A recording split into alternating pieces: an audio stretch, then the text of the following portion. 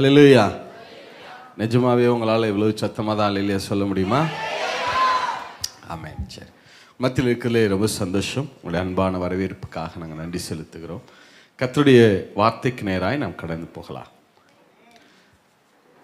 எபேசியருக்கு எழுதப்பட்ட நிருபம் 1வது அதிகாரம் 4வது வசனத்திலிருந்து 6வது வசனம் வரைக்கும் நாம் சேர்ந்து வாசிக்கலாம்.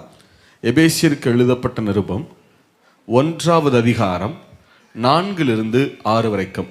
தமக்கு முன்பாக நாம் அன்பில் பரிசுத்தம் உள்ளவர்களும், தமக்கு முன்பாக நாம் அன்பில் பரிசுத்தம் உள்ளவர்களும், குற்றமில்லாதவர்களுமாய் இருப்பதற்கு, குற்றமில்லாதவர்களுமாய் இருப்பதற்கு அவர் உலக தோற்றத்துக்கு முன்னே, உலக தோற்றத்திற்கு முன்னே கிறிஸ்துவுக்குள் நம்மை தெரிந்து கொண்டபடியே, கிறிஸ்துவுக்குள் நம்மை தெரிந்து கொண்டபடியே, பிரியமானவருக்குள் தாம் நமக்கு தந்தருளின தம்முடைய கிருபையின் மகிமைக்கு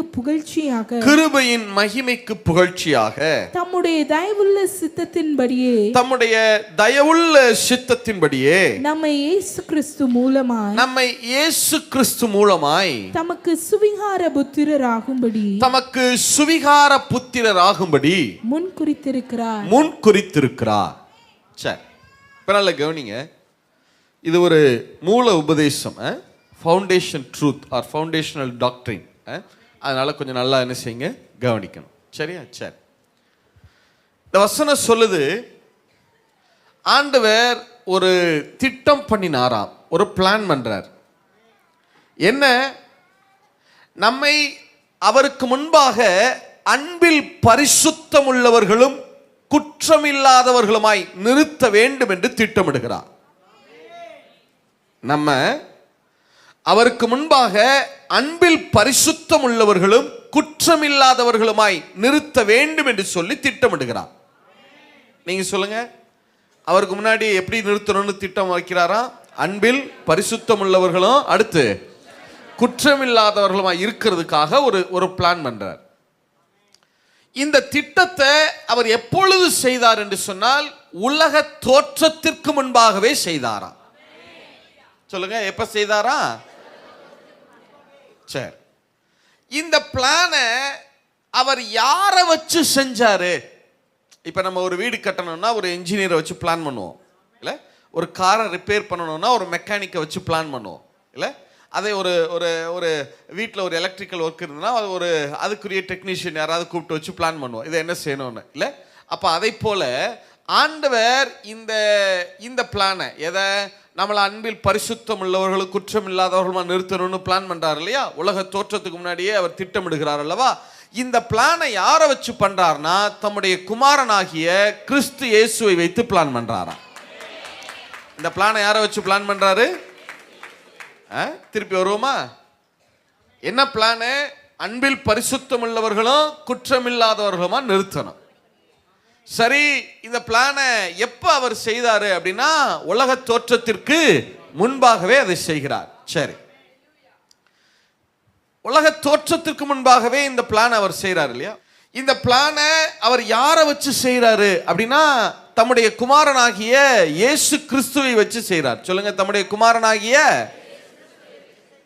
சரி, எதற்காக இந்த பிளான் பண்றாரு? எதற்காக இப்படி செய்யறாரு அப்படின்னா, அந்த வார்த்தை சொல்லுது, தம்முடைய கிருபையின் மகிமைக்கு புகழ்ச்சியாக. சொல்லுங்க, எதற்கு புகழ்ச்சியாக? கிருபையின். இதை இப்படி சொல்லலாம், இன்னொரு மொழிபெயர்ப்புல எப்படி இருக்கு? மகிமையான கிருபைக்கு புகழ்ச்சி வரத்தக்கதாய் இதை செய்தாராம்.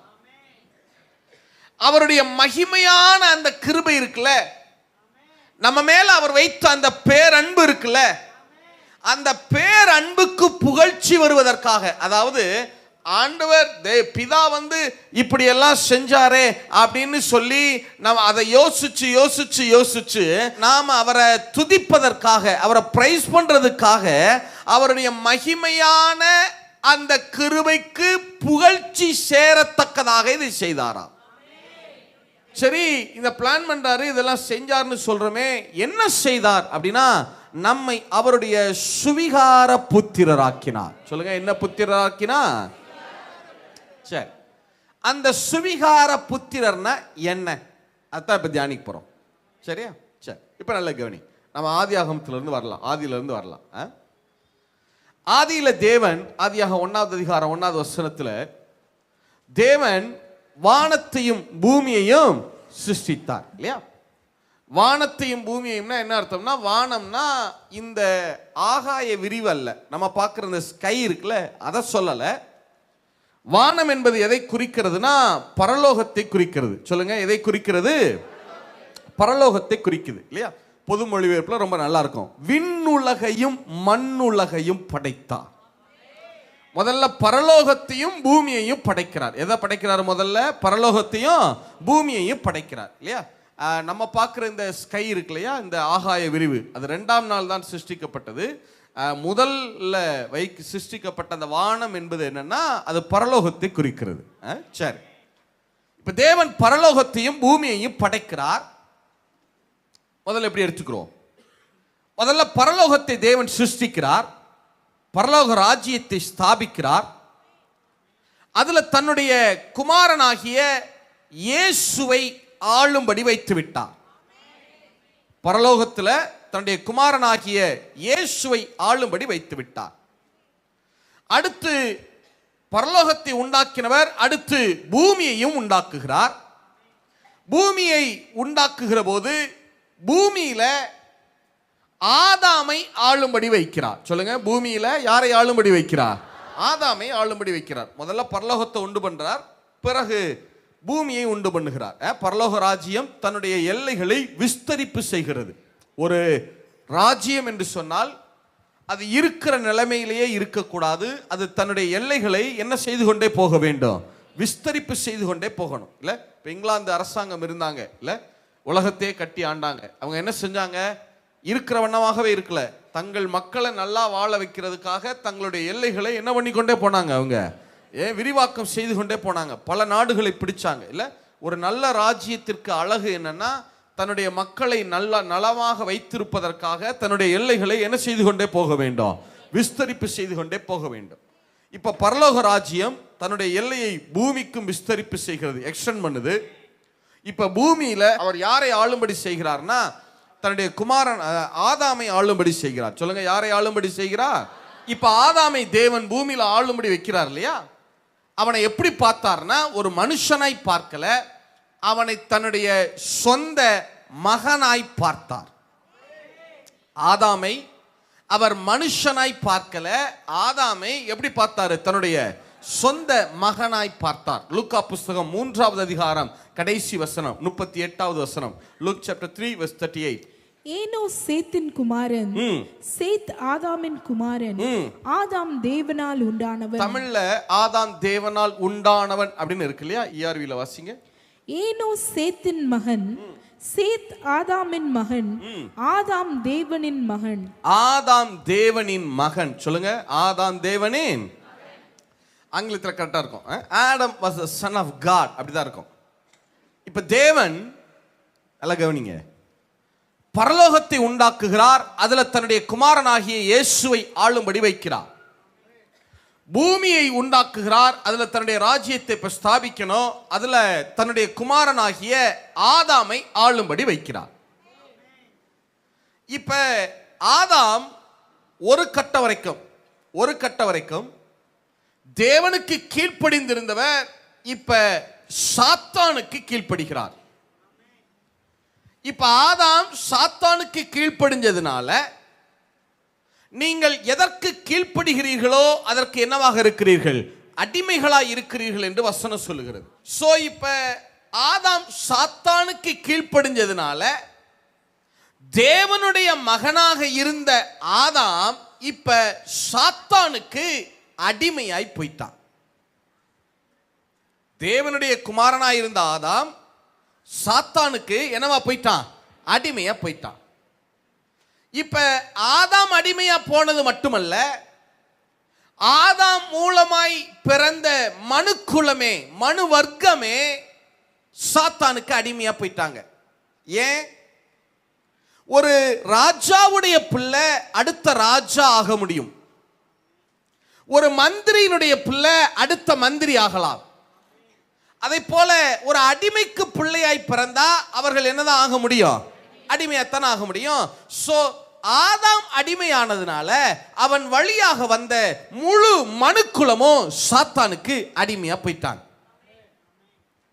பிதா பார்த்தார், பரலோகத்தில் என்னுடைய குமாரனாகிய இயேசுவை ஆளுபடி வைத்தேன், பூமியில என்னுடைய மற்றொரு குமாரனாகிய ஆதாமை ஆளுபடி வைத்தேன். ஆனா இந்த ஆதாம் சாத்தானுக்கு அடிமையா போயிட்டான். அதனால இந்த முழு மனுக்குலமும் இப்ப சாத்தானுக்கு அடிமையாயிட்டாங்க. இப்ப பிதா என்ன செய்கிறார்? பரலோகத்தில் ஆண்டு கொண்டிருக்கிற தன்னுடைய குமாரனாகிய இயேசுவை பார்த்தவர் சொல்கிறார், குமாரனே, என்னுடைய மற்றொரு குமாரன் ஆதாமை நான் பூமியில ஆளும்படி வைத்தேன், அவன் சாத்தானுக்கு அடிமையா போயிட்டான். இப்ப நீங்க என்ன செய்றீங்கன்னா, இயேசுவாகிய நீர் என்ன செய்கிறீங்கன்னா, பரலோகத்திலிருந்து இந்த பூமிக்கு இறங்கி போங்க. இறங்கி போய் சாத்தானுக்கு அடிமையா இருக்கிற ஆதாமை மீட்டு திரும்ப எனக்கு பிள்ளைகளாய் மாற்றி கொடுங்க. நீங்க பூமிக்கு இறங்கி போய் சாத்தானுக்கு அடிமையா இருக்கிறவர்களை மீட்டு மீண்டும் அவர்களை எனக்கு என்னவாக மாற்றணும்? பிள்ளைகளா. சொல்லுங்க, என்னவாக மாற்றணும்? இயேசுக்கு கொடுக்கப்படுகிற டாஸ்க் அதுதான். அவர் பூமிக்கு வந்து மீண்டும் நம்மை பிதாவாகிய தேவனுக்கு பிள்ளைகளாய் மாற்ற வேண்டும். அல்லேலூயா. சரி, பரலோகத்திலிருந்து இயேசு அதற்காக பூமிக்கு இறங்கி வருகிறார். நாம் எல்லாம் சாத்தானுக்கு அடிமைகளாய் இருந்தோம். சொல்லுங்க, யாருக்கு அடிமைகளாய் இருந்தோம்? இப்ப நம்மை மீட்பதற்காக அவர் இறங்கி வந்தார் இல்லையா? ஒரு ஆட்டுக்குட்டியை மீட்க வேண்டும் என்று சொன்னால் இன்னொரு ஆட்டுக்குட்டி வேணும். ஒரு மாட்டை மீட்கணும்னா ஒரு மாடு வேணும். மாட்டுக்கு ஈடு மாடு, ஆட்டுக்கு ஈடு ஆடு, கண்ணுக்கு ஈடு கண்ணு, பல்லுக்கு ஈடு கண்ணுக்கு கண்ணு, பல்லுக்கு பல்லு, ஆட்டுக்கு ஆடு, மாட்டுக்கு மாடு இல்ல. அப்ப அடிமைகளா இருந்த நம்மளை மீட்கணும்னா இன்னொரு அடிமை தான் வரணும். உண்மைதானே? எத்தனை பேர் ஆமேன்னு சொல்ல முடியும்? அடிமைக்கு ஈடு அடிமை தானே. அதனால சாத்தானுக்கு அடிமைகளா இருந்த நம்மளை மீட்டுக் கொள்வதற்கு அவர் அடிமையின் ரூபம் எடுத்து பூமிக்கு இறங்கி வந்தார். அல்லேலூயா. சரி, இந்த பூமியில 33 ஆண்டு காலம் உயிர் வாழ்கிறார். சிலுவையிலே மரிக்கிறார். சிலுவையிலே என்ன நடந்தது? அவருடைய பிரதானமான டாஸ்க் என்ன? நம்மை தேவனுக்கு சாத்தானிடத்திலிருந்து மீட்டு, அடிமைகளாக இருக்கிற நம்மளை மீட்டு மீண்டும் தேவனுக்கு நம்ம என்னவாக மாற்ற வேண்டும்? பிள்ளைகளாய். அந்த வார்த்தை முக்கியம். சொல்லுங்க, என்னவாக மாற்ற வேண்டும்? பிள்ளைகளாய் மாற்ற வேண்டும். இப்ப அவர் சிலுவையிலே மரிக்கிறார். சிலுவையிலே என்ன நடந்தது? ஏசாயா புஸ்தகம் 53வது அதிகாரம் 10வது வசனம். எல்லாரும் சேர்ந்து வாசிக்கலாமா? முக்கியமான வசனம், சேர்ந்து வாசிங்க. Isaiah chapter 53 verse 10. சேர்ந்து வாசிக்கலாமா? வாசிக்க பார்க்கலாம். கர்த்தரோ அவரை நொறுக்க சித்தமாகி, கர்த்தரோ அவரை நொறுக்க சித்தமாகி, அவரை பாடுகளுக்கு உட்படுத்தினார், அவரை பாடுகளுக்கு உட்படுத்தினார். அவருடைய ஆத்துமா தன்னை குற்ற நிவாரண பலியாக ஒப்பு கொடுக்கும் போது, அந்த வார்த்தையை கவனிங்க, தன்னை குற்ற நிவாரண பலியாக ஒப்பு கொடுக்கும் போது அவர் தமது சந்ததியை கண்டு, எதை கண்டு? சத்தமா சொல்லுங்க, எதை கண்டு? சந்ததியை கண்டு நீடித்த நாளாயிருப்பார். நீடித்த நாளாயிருப்பார். கர்த்தருக்கு சித்தமானது, கர்த்தருக்கு சித்தமானது அவர் கையினால் வாய்க்கும், அவர் கையினால் வாய்க்கும். இப்ப கவனிங்க, என்ன விளக்கி சொல்றேன்.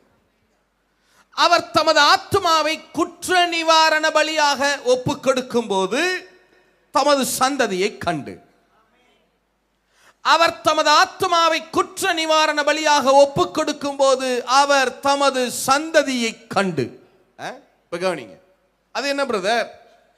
குற்ற நிவாரண பலியாக ஒப்பு கொடுக்கும் போது அவர் தமது சந்ததியை கண்டு அப்படின்னா என்ன பிரதர்? அது என்ன குற்ற நிவாரண பலியாக ஒப்பு கொடுக்கணும்? லேவியராகம புஸ்தகத்துல 5 பலிகள் சொல்லப்பட்டிருக்கிறது. முதல் 5 அதிகாரங்களிலும் ஒவ்வொரு அதிகாரத்திலும் ஒவ்வொரு பலி, ஈச் சாப்டர்ல ஒவ்வொரு சாக்ரிஃபைஸ் சொல்லப்பட்டிருக்கிறது. முதலாவது தகன பலி. சொல்லுங்க, முதலாவது என்ன பலி? தகன பலி, பர்ன்ட் ஆஃபரிங். இரண்டாவது போஜன பலி, மீல் ஆஃபரிங். சொல்லுங்க, இரண்டாவது என்ன பலி? போஜன பலி. முதலாவது தகன பலி, இரண்டாவது போஜன பலி. மூன்றாவது சமாதான பலி, பீஸ் ஆஃபரிங். மூன்றாவது சமாதான பலி. திருப்பி சொல்லலாமா? 1 தகன பலி, 2வது போஜன பலி, 3வது சமாதான பலி. 4வது பலி பாவ நிவாரண பலி, சின் ஆஃபரிங், பாவ நிவாரண பலி. பாவ நிவாரண பலி. 1 தகன பலி, 2 போஜன பலி, 3 சமாதான பலி, 4 பாவ நிவாரண பலி. 5வது பலி தான் கடைசி பலி, குற்ற நிவாரண பலி, கில்ட் ஆஃபரிங், குற்ற நிவாரண பலி. ஒரே ஒரு கடைசியை சொல்லிடலாமா? சொல்லுங்க பார்க்கலாம்.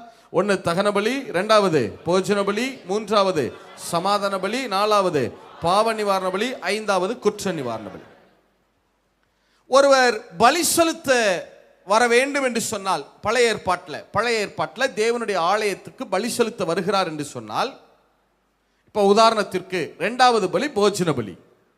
நான் தேவனுக்கு போஜன பலி செலுத்துகிறேன் அப்படின்னு நேரடியாக 2வது பலிக்கு வர முடியாது. அவர் எங்கே இருந்து ஆரம்பித்து வரணும்னா முதல் பலியிலிருந்து தான் வரணும். தகன பலி செலுத்தின பிறகுதான் போஜன பலியை செலுத்த முடியும். பலி ஆர்டர் மாறக்கூடாது எப்போதுமே. 3வது பலி சமாதான பலி. நான் தேவனுக்கு சமாதான பலி செலுத்துகிறேன் அப்படின்னு 3வது பலியை டைரக்டா அதை செலுத்த முடியாது. எங்க இருந்து வரணும்? தகன பலியை செலுத்தி விட்டு பிறகு போஜன பலியை செலுத்தி விட்டு பிறகுதான் சமாதான பலிக்கு வர முடியும். 4வது பலி என்ன நிவாரண பலி? பாவ நிவாரண பலி. நான் ஒரு பாவம் செஞ்சுட்டேன், தேவனுக்கு பலி செலுத்துகிறேன் என்று சொல்லி நேரடியாக பாவ நிவாரண பலிக்கு வர முடியாது. எங்கே இருந்து ஆரம்பிச்சு வரணும்? முதல்ல தகன பலி செலுத்தணும், அடுத்து போஜன பலி செலுத்தணும், அடுத்து சமாதான பலி செலுத்தணும், அடுத்து தான் பாவ நிவாரண பலிக்கு வர முடியும். 5வது பலி குற்ற நிவாரண பலி. நான் குற்றம் செஞ்சுட்டேன், ஒரு குற்ற நிவாரண பலி செலுத்த போறேன், நேரடியாக செலுத்த முடியாது. எங்க இருந்து ஆரம்பிக்கணும்? தகன பலி செலுத்தணும், பிறகு போஜன பலி, பிறகு சமாதான பலி, பிறகு பாவ நிவாரண பலி, பிறகுதான் எங்கே வர முடியும்? குற்ற நிவாரண பலிக்கு வர முடியும். இப்ப இயேசு தன்னுடைய ஆத்மாவை சிலுவையில குற்ற நிவாரண பலியாக ஒப்பு கொடுக்கிறார். 5வது பலியை குறிப்பிடுது பாருங்க. ஏசாயாவை கொண்டு ஆவியானவர் எழுதுகிற போது 5வது பலியை, கடைசி பலியை அவர் மென்ஷன் பண்றார். அவர் தன்னுடைய ஆத்மாவை குற்ற நிவாரண பலியாக ஒப்பு கொடுக்கிறார். அப்ப என்ன அர்த்தம்னா, அவர் ஏற்கனவே எத்தனை பலியை முடிச்சுட்டு வந்திருக்கிறான்னு அர்த்தம். Well done super. 4 பலியை என்ன செஞ்சிட்டாரு? முடிச்சிட்டு வந்திருக்கிறார்னு அர்த்தம். இயேசு ஒவ்வொரு பலியாக சிலுவையிலே தன்னை ஒப்பு கொடுத்து கொண்டே வருகிறார். முதல்ல தகன பலியாக அடிக்கப்படுகிறார், அடுத்து போஜன பலி, அடுத்து சமாதான பலி, அடுத்து பாவ நிவாரண பலி, இப்ப கடைசியாய் குற்ற நிவாரண பலி. இயேசு பலியாகிறார் என்று சொன்னால் சும்மா பலி ஆயிட்டாரு அப்படின்னு சொல்ல முடியாது. பாருங்க, இயேசு தகன பலி ஆயிட்டாரு, போஜன பலி ஆயிட்டாரு, குற்ற நிவாரணம் சும்மா சொல்ல முடியாது. ஒவ்வொரு பலிகளுக்கும் லேவியராகம புஸ்தகத்தில் ஒவ்வொரு பலிக்கும் சில விதிமுறைகள் இருக்கிறது. ரூல்ஸ் அண்ட் ரெகுலேஷன்ஸ், சட்டதிட்டங்கள் இருக்கிறது. லேவியராகமம் 1வது அதிகாரத்தில் ஒரு தகன பலி, 2வது அதிகாரத்தில் போஜன பலி, 3வது அதிகாரத்தில் சமாதான பலி, 4வது அதிகாரத்தில் பாவ நிவாரணம், 5வது அதிகாரத்தில் குற்ற நிவாரண பலி. ஒவ்வொரு பலியும் எப்படி செலுத்தணும், அந்த ஆடு எப்படி நடத்தப்படணும், கையாளப்படணும், அதனுடைய சரீரம் எப்படியெல்லாம் அடிக்கப்படணும் அப்படின்னு நிறைய ரூல்ஸ் ரெகுலேஷன்ஸ் இருக்கு. உதாரணத்துக்கு ஒன்று சொல்றேன். தகன பலின்னு எடுத்துக்கொண்டா தகன பலிக்கு மட்டும் கிட்டத்தட்ட 12-13 விதிமுறைகள் சொல்லப்பட்டிருக்கிறது. ஒரு தகன பலியாக ஒரு ஆட்டுக்குட்டி அடிக்கப்பட வேண்டும் என்று சொன்னால், ஒரு தகன பலியா ஒரு ஆண் ஆட்டுக்குட்டி கொண்டு வரப்படணும். அது ஒரு வயதான ஆட்டுக்குட்டி, 1 year ஏஜ் ஓல்டு இருக்கணும். அப்படின்னா என்ன அர்த்தம்னா, நல்ல இளம் வயது, ரொம்ப முத்துன வயசான ஆட்டாகவும் இருக்கக்கூடாது, ரொம்ப இளம் கண்ணுக்குட்டியாகவும் இருக்கக்கூடாது, நல்ல என்ன சொல்றது இளம் வயதில் இருக்கணும். அதாவது அடுத்த சந்ததியை பிறப்பிக்கத்தக்க, நல்ல 30-33 வயசுல நல்ல இளம் அடுத்த ஜெனரேஷனை பிறப்பிக்கத்தக்க விதத்தில் அந்த ஆட்டுக்குட்டி இருக்கணும். அதுக்கு பேர் தான் ஒரு வயசான ஆட்டுக்குட்டின்னு அர்த்தம். ஒரு வயதான அப்படின்னு தமிழ்ல இருக்கும். ஒரு வயதானன்னா ஒரு வயதான ஆட்டுக்குட்டி அப்படி கிடையாது, 1 year ஏஜ் ஓல்டு இருக்கணும். அந்த ஆடு பிறந்து எத்தனை வயசு ஆயிருந்திருக்கணும்? அதுக்கு 1 வயசு ஆயிருந்திருக்கணும். அந்த ஆட்டுக்குட்டி கொண்டு வந்து கொல்லப்பட வேண்டும்.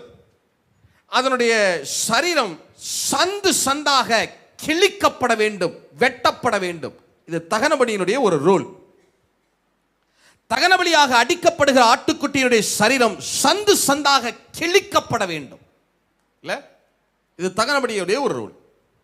அப்ப இயேசு தகனபலியாக அடிக்கப்படுகிறார் என்று சொன்னால் சும்மா தகனபலி ஆயிட்டார் அப்படின்னு சொல்ல முடியாது. தகனபலியாக அடிக்கப்படுகிற ஆட்டுக்குட்டி எப்படி நடத்தப்படுமோ, எப்படி அதன் சரீரம் கையாளப்படுமோ, அதே போல இயேசுவினுடைய சரீரமும் கையாளப்பட வேண்டும், இயேசுவினுடைய சரீரமும் அடிக்கப்பட வேண்டும். இப்ப தகனபலியாக அடிக்கப்படுகிற ஆட்டுக்குட்டி சந்து சந்தாக கிழிக்கப்படணும். அப்படியானால் இயேசு தகனபலியானால் அவருடைய சரீரமும் சந்து சந்தாய் கிழிக்கப்படணும். ரோமர்கள் சிலுவையில் அறையதுக்கு முன்னாடி சாட்டையால் அடிப்பாங்க. அந்த சாட்டையில கைப்பிடி ஒண்ணுதான் இருக்கும், ஹேண்டில் ஒண்ணுதான் இருக்கும். அதுல 9 கயிறுகள் தொங்கும். நம்ம ஊர்ல அந்த மாட்டு அடிக்கிற சாட்டை பார்த்திருக்கீங்களா? அதுல அந்த குச்சியில ஒரே ஒரு ரப்பர் கயிறு தான் தொங்க விட்டுருப்பாங்க. ஆனா ரோமர்களுடைய அந்த சாட்டையில கைப்பிடி ஹேண்டில் ஒண்ணுதான், அதுல 9 கயிறுகள் தொங்கும். அந்த 9 கயிறுகளுடைய முனையிலையும் இந்த பாறை இருக்குல்ல, பாறையெல்லாம் உடைச்சிங்கன்னா அது சின்ன சின்ன பீஸா தெரிக்கும் பாருங்க. கூர்மையான ஷார்ப் பீசஸா. இந்த மார்பிள் டைல்ஸ் எல்லாம் உடைச்சிங்கன்னு வைங்களேன், அது ரொம்ப ஷார்ப்பாக அப்படியே என்ன செய்யும், சின்ன சின்ன கற்களா அப்படி தெரிக்கும் பாருங்க. அந்த போல அதை போல பாறையை உடைச்சு அந்த சின்ன சின்ன கல்லுகளை அந்த கயிறுகளுடைய முனையில் என்ன செஞ்சு வச்சிருப்பாங்க, கூர்மையான கற்களை அந்த கயிறுகளுடைய முனையில் கட்டி வச்சிருப்பாங்க. சிலர் என்ன நினைப்போம்னா, நம்ம இரும்பு கொக்கிகள் எல்லாம் இயேசுவுக்கு பின்னாடி தான் பயன்படுத்தினாங்க இல்லை. அதிலும் ரோமர்கள் ஒரு யூதனை அடிக்கணும்னா இரும்பு கொக்கிகள் அதில் கட்ட மாட்டாங்க, அதில் கல்லுகளை தான் கட்டுவாங்க. ஏன்னா கல்லு தான் நியாயப்பிரமாணத்தை அடையாளப்படுத்தும் இல்லை. நியாயப்பிரமாணத்தை கர்த்தர் என்ன பலகையில் தான் எழுதி கொடுத்தார், கற்பலகையில் தான் எழுதி கொடுத்தார் இல்லையா. கல்லு தான் நியாயப்பிரமாணத்தை அடையாளப்படுத்தும். நீங்கள் பழைய ஏற்பாட்டில் பார்த்துருக்கீங்களா?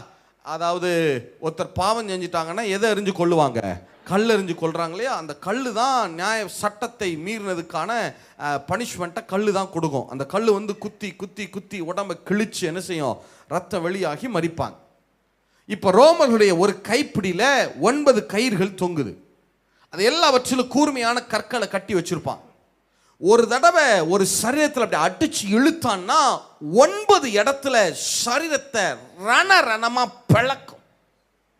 ஒரு அடிக்கே 9 இடத்துல பிளந்தா 39 முறை கசையினால் வாரினால் அடிக்கிறப்ப எத்தனை இடங்கள்ல சரீரம் பிளக்கப்பட்டிருக்கும் பாருங்க இல்ல. இயேசு தகன பலியாக அடிக்கப்படுகிறார். முதல்ல ஒவ்வொரு பலியா முடிச்சுட்டே வர்றார். ஃபர்ஸ்ட் தகன பலியில ஆரம்பிக்கிறார். அவர் தகன பலியாக அடிக்கப்பட வாரினாலே அடிக்கிறாங்க. சரீரம் சந்து சந்தாக பிளக்கப்படுகிறது இல்ல.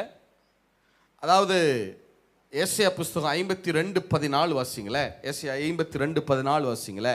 மனுஷனை பார்க்கிலும் அவருடைய முக பார்வையும் மனுபுத்திரரை பார்க்கிலும் அவருடைய ரூபமும் இவ்வளவு அந்த கேடு அடைந்தபடியினாலே அவரை கண்ட அநேகர் பிரமிப்படைந்தார்கள். இது கொஞ்சம் நமக்கு அந்த கேடு இதெல்லாம் கொஞ்சம் விளங்க மாட்டேங்குது இல்லையா. இதே வசனத்தை தமிழ் பொது மொழிபெயர்ப்புலையும் ERV பைபிள் 2லையுமே வாசிங்களே. பொது மொழிபெயர்ப்புல வாசிங்க. அவரை கண்ட பலர் திகைப்புற்றனர். அவரது தோற்றம் பெரிதும் உருக்குலைந்ததால் மனித சாயலே அவருக்கு இல்லாதிருந்தது, மானிடரின் உருவமே அவருக்கு இல்லை. ஆனால் பலரின் தாசனை பார்த்த பொழுது அதிர்ச்சி அடைந்தனர். அவர் மனிதன் என்று கஷ்டப்பட்டு கண்டுபிடிக்கும் வகையில் மோசமாக பாதிக்கப்பட்டிருந்தார். இயேசுவை வாரினால் அடிக்கிறாங்க. ஒரு தடவை அடிக்கிறதுக்கே 9 இடத்துல சரீரம் பிளக்கப்படும். 39 தடவை கசையினால் அடித்து அவரை கொண்டு வந்து நிறுத்துறாங்க. யோசிச்சு பாருங்க, 39 தடவைன்னா அப்ப எத்தனை அர்த்தம்? 9 பெருக்கல் 39 எத்தனை இடத்துல? 351 இடங்கள்ல சரீரம் கிழிக்கப்பட்டிருக்கிறது. சில யூத ரபிகள் இப்படி இன்டர்பிரேஷன் கொடுப்பாங்க. அவருடைய சரீரம் 351 இடங்கள்ல பிளக்கப்பட்டிருக்கிறது. பிளஸ் 2 கைகளிலும் ஆணிகள், அங்கேயும் பிளக்கப்பட்டிருக்கு 353. பிளஸ் கால்கள் ஆணிகள் 355. விழாவில் அதுக்கு அடுத்து தலையில முள்முடி சூட்டப்படுகிறது. இத்தனை முட்கள் இருக்கும். அது தலையை என்ன செய்யுது, பிளக்குது. இதையெல்லாம் கணக்கு பண்ணி தோராயமா ஏறக்குறைய 360 இடங்கள். சொல்லுங்க, அவருடைய சரீரத்தில் எத்தனை இடங்கள் பிளக்கப்படுதான்? 360 இடங்கள்ல அவருடைய சரீரம் பிளக்கப்படுது. நம்முடைய நாட்காட்டியில கேலண்டர்ல ஒரு வருஷத்துக்கு 365 நாள், 365 டேஸ் இல்லையா. ஆனா யூதர்களுடைய நாட்காட்டியில கேலண்டர்ல ஒரு வருஷத்துக்கு ஏறக்குறைய 360 நாள். சொல்லுங்க, எத்தனை நாள்? 360 அப்ப என்ன அர்த்தம்னா, நாம 360 நாளுக்கும், அதாவது வருஷம் முழுவதற்கும் நாம் நலமாய் வாழுவதற்காக அவருடைய சரீரம் பிளக்கப்பட்டிருக்கிறது. இதையே இப்படி சொல்லலாம், இந்த உலகத்தை, இந்த குளோப் இருக்குல்ல, உலக உருண்டை, அதை எத்தனை டிகிரியா பிடிச்சிருக்காங்க தெரியுமா? எத்தனை டிகிரி? 360 டிகிரி இல்ல?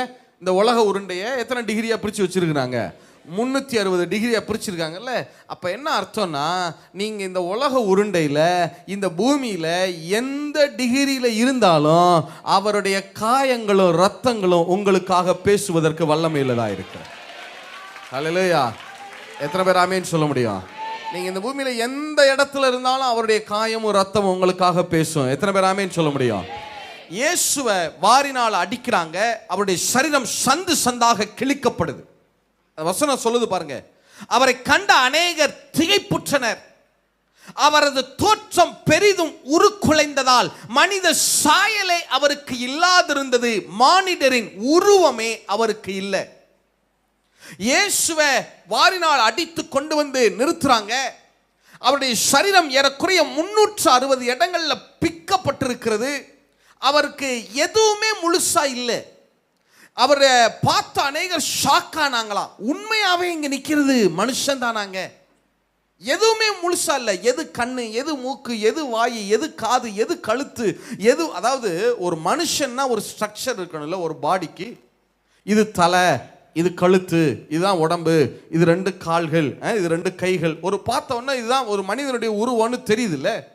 ஆனா இயேசுவை வாரினால் அடிப்பித்த பிறகு அவரை கொண்டு வந்து நிறுத்துறாங்க. அவருக்கு உருவமே இல்லையா, அவர் அப்படியே எல்லாமே ஒன்னா கலந்து, எதுவுமே ரத்தமும் சதையுமா கலந்து கொல கொலன்னு ஏதோ பிடிச்சு வச்ச ஒரு சத பிண்டம் போல நின்னாராம். அவரை பார்த்த அநேகர் ஷாக் ஆனாங்களாம். உண்மையாவே இங்க நிக்கிறது மனுஷன் தானாங்க, என்னங்க இப்படி ரத்தமும் சதையுமா கொல கொல, நல்லா பாருங்க அது மனுஷன் தானா, நல்லா பாருங்க அது மனுஷன் தாங்க, வாரினால் அடிச்ச பிறகு இப்படி நிக்குது.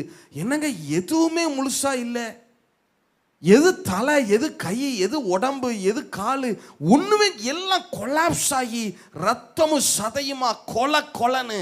அவரை பார்த்த அநேகர் அவர் மனிதன் என்று கண்டுபிடிப்பதே கஷ்டமா இருந்துச்சான் இல்ல. மனித சாயலே அவருக்கு இல்லாதிருந்தது, மானிடரின் உருவமே அவருக்கு இல்லை. எல்லாம் யோசிச்சு பாருங்க, தேவ சாயலா இருந்தவர் நம்மை மீட்பதற்காக இந்த பூமியில பிறக்கிறப்ப அவர் மனுஷ சாயலானார். தேவ சாயலா இருந்தவர் பூமியில பிறக்கிறப்ப மனுஷ சாயலானார். ஆனா சிலுவைக்கு போகிற போது, மரணத்துல பிறக்கிறப்ப மனுஷ சாயல், ஆனா சிலுவைக்கு போகிறப்ப அந்த மனுஷ சாயலையும் இழக்க வேண்டி இருந்தது. அவருக்கு சாயலே இல்லை, உருவமே இல்லை இல்ல. தேவ சாயலை பெற்ற நாம செய்த தவறுகளுக்காக அவர் மனுஷ சாயலாகி இறுதியில மனுஷ சாயலையும் இழக்க வேண்டி இருந்தது சிலுவையில. இப்ப அவரை வாரினால் அடித்து கொண்டு வந்து நிறுத்துறாங்க, எதுவுமே முழுசா இல்லை இல்ல. அவருடைய சரீரம் சந்து சந்தாய் பிளக்கப்பட்டிருக்கிறது. நான் சொல்ற இவ்வளவும் தகன பலியினுடைய ஒரு ரூலுக்கு தான். தகன பலிக்கே இன்னும் 12-13 ரூல் இருக்கு இல்லையா. அதுக்கப்புறம் போஜன பலி, அதுக்கப்புறம் சமாதான பலி, அதுக்கு சில விதிமுறைகள் இருக்கு. அந்த ஆட்டுக்குட்டி இப்படி எல்லாம் நடத்தப்படணும், இந்த இடத்துல இப்படி கொண்டு வந்து நிறுத்தணும், இங்க இப்படி அடிக்கணும், இதெல்லாம் செய்யணும் அப்படின்னு சொல்லி. அதுக்கு அடுத்து பாவ நிவாரண பலி, அந்த பாவ நிவாரண பலி ஆடு இப்படிலாம் செய்யப்படணும். அடுத்து குற்ற நிவாரண பலி, குற்ற நிவாரண பலிக்கான ஆடு இப்படிலாம், இதெல்லாம் கிட்டத்தட்ட பலிகளுக்கான விதிமுறைகளே கிட்டத்தட்ட 70 விதிமுறைகளுக்கு மேல இருக்கு. அப்ப இயேசு இவைகளை எல்லாம் நிறைவேற்றினால்தான் அவர் பலி, அப்படி பலின்னு சொல்ல முடியும். சும்மா பலியானார்னு சொல்ல முடியாது பாருங்க இல்ல. அதனாலதான் இயேசு சொன்னார், நியாய பிரமாணத்தை அழிக்கிறதற்கு வந்தேன் என்று எண்ணிக்கொள்ளாதேயுங்கள், அழிக்கிறதற்கல்ல. எதற்கு தான் வந்திருக்கிறேன், நான் நிறைவேற்றுகிறதற்கே வந்திருக்கிறேன் இல்ல. இயேசு எல்லா நியாய பிரமாணத்தினுடைய அந்த பலிகளுடைய விதிமுறைகளையும் அவர் எல்லாவற்றையும் சிலுவையில நிறைவேற்றி முடித்தார் இல்ல. பலிங்கிறது சாதாரணம் இல்ல பாருங்க. இப்போ உதாரணத்துக்கு இன்னொன்று சொல்றேனே, போஜன பலினா என்ன? போஜன பலியா கோதுமையினால் செய்யப்பட்ட அப்பத்தை கொண்டு வரணும். சரி, கோதுமையில செய்யணும், அப்பம் செய்யணும்னா கோதுமையை என்ன செய்யறது? அரைச்சு மாவாக்க கூடாது. கோதுமையை அப்ப சுடணும்னா மாவு வேணும்ல, கோதுமை மாவு வேணும்ல, அதை மாவை அரைச்சு நீங்க மாவாக்க கூடாது. அந்த கோதுமை என்ன செய்வாங்க, கொண்டு வந்து ஒண்ணா குவிச்சிருவாங்க. கோதுமையை குமிச்சிட்டு பிரம்பு இருக்குல்ல, களின்னு சொல்லுவாங்க. அதாவது நம்ம ஊர்ல கொட்டகையை இந்த டென்ட்லாம் போடுறதுக்கு பெரிய பெரிய மூங்கில் கம்பு நடுவாங்கல்ல, பெரிய கட்டை, கையில பிடிக்க முடியாது, அந்த அளவுக்கு பெரிய களி பரம்பை எடுத்து அந்த கோதுமையை அட்டி அட்டி அட்டி அடின்னு அடிச்சு நொறுக்கியே மாவாக்கணும், அரைச்சு மாவாக்க கூடாது. அப்படி அதை மாவாக்கி தான் அதை வச்சு அப்பம் சுட்டு அதை போஜன பலியாக கொண்டு வர வேண்டும். இப்ப இயேசு போஜன பலி அப்படின்னா அவர் தான் நம்முடைய கோதுமை மணி இல்லையா? இயேசு சொன்னார், கோதுமை மணியானது நிலத்திலே விழுந்து சாகாவிட்டால் தனித்திருக்கும், செத்ததை ஆகில் மிகுந்த பலனை கொடுக்கும். அது நம்மளை பார்த்து சொல்லலை, நம்மளை சாக சொல்லலை, அவர் தன்னை குறித்து சொன்னார். எத்தனை பேர் ஆமேன்னு சொல்ல முடியும்? அது நமக்கு சொல்லப்பட்டதில்லை, நான் தான்ப்பா உங்களுக்கான கோதுமை மணின்னு சொன்னார் இல்லையா? அப்ப இயேசு கோதுமை மணின்னு சொன்னா அவரும் அதை போல அடித்து நொறுக்கப்பட வேண்டும். அடித்து நொறுக்கப்பட்டாரா? நிச்சயமா. அவரை புறம்பினால் கோலினால் அடித்தார்கள் தமிழ்ல சிம்பிளா போட்டிருக்கோம். ஆனா நீங்க ஆங்கிலத்திலலாம் வாட்சி பாருங்க, they were beaten more and more, மீண்டும் மீண்டும், again and again, திரும்ப திரும்ப அடித்தார்கள். இதெல்லாம் சும்மா ஒரு ரூலுக்கு இவ்வளவு பாடு இல்ல. அப்ப இயேசு ஒவ்வொரு பலியாக தன்னை ஒப்பு கொடுத்துட்டே வர்றார். தகன பலி ஆயிட்டாரு, அடுத்து போஜன பலி ஆகிறாரு, அடுத்து சமாதான பலி ஆகிறாரு, அடுத்து பாவ நிவாரண பலி. இப்ப சிலுவையில இயேசு அடிக்கப்பட்டிருக்கிறார்.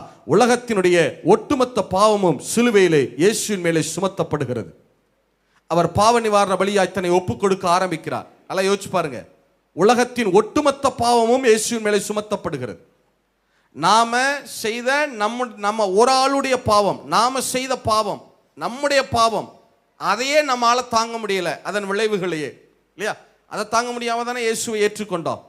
நாம செய்த நம்ம ஒரு ஆளுடைய சொந்த பாவம் அதுவும் இல்லையா, அதையே நம்மால தாங்க முடியல.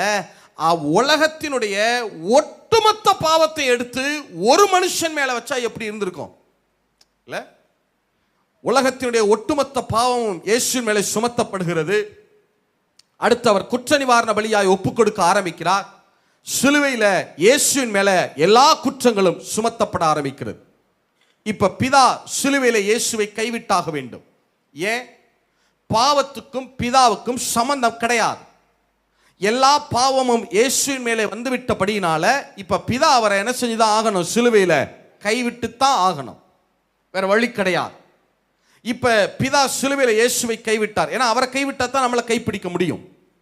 இப்ப பிதா இயேசுவை சிலுவையில கைவிட்டார். அவர் கதற ஆரம்பிக்கிறார், என் தேவனே என் தேவனே ஏன் என்னை கைவிட்டீர், ஏலி ஏலி லாமா சவக்தானி, கதறார் சிலுவையில இல்ல. ஏன்னா இந்த ஒண்ணுதான் அவர் வேண்டாம் என்று சொன்னார்.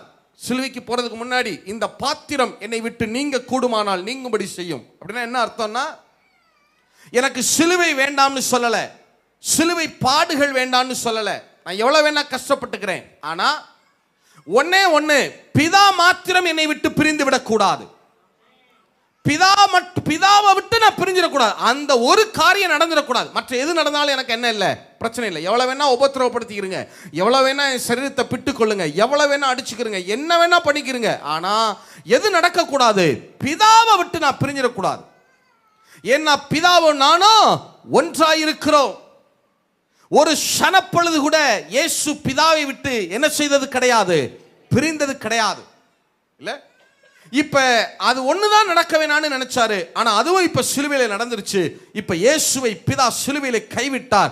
அவர் கதற ஆரம்பிக்கிறாரு, என் தேவனே என் தேவனே ஏன் என்ன கைவிட்டீர்னு சிலுவையில இயேசு கதற ஆரம்பிக்கிறார். அப்ப இயேசு சிலுவையில நினைத்தாராம், நான் இப்படி பிதாவை விட்டு பிரிவதற்கு பதிலாக நான் இப்பவே என்ன ஆயிரலாம், நான் செத்தரலாம் அப்படின்னு நினைச்சாராம்.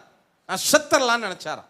அதாவது இந்த தாய்மார்கள் இருக்காங்க இல்லையா, அவங்க குழந்தைகளை பெற்றெடுப்பாங்கல்ல, குழந்தைய ரத்தமும் சதையுமா அந்த குழந்தை வெளியே வரல. நான் சொல்றது சிசேரியன் இல்லை, நார்மல் டெலிவரியில ஒரு தாய் தன்னுடைய குழந்தைய பெற்று எடுக்கிறப்ப அந்த குழந்தை பெயின் வெளியே வர்றப்ப அந்த பெயின் தாங்க முடியாம அந்த தாய் என்ன நினைப்பாங்களா, நான் இவ்வளவு வேதனைப்படுறதுக்கு பதிலாக இப்பவே என்னுடைய உயிர் என்ன செஞ்சிடலாம் போல பிரிஞ்சிடலாம் போல, நான் செத்துறலாம் அப்படின்னு நினைப்பாங்களாம்.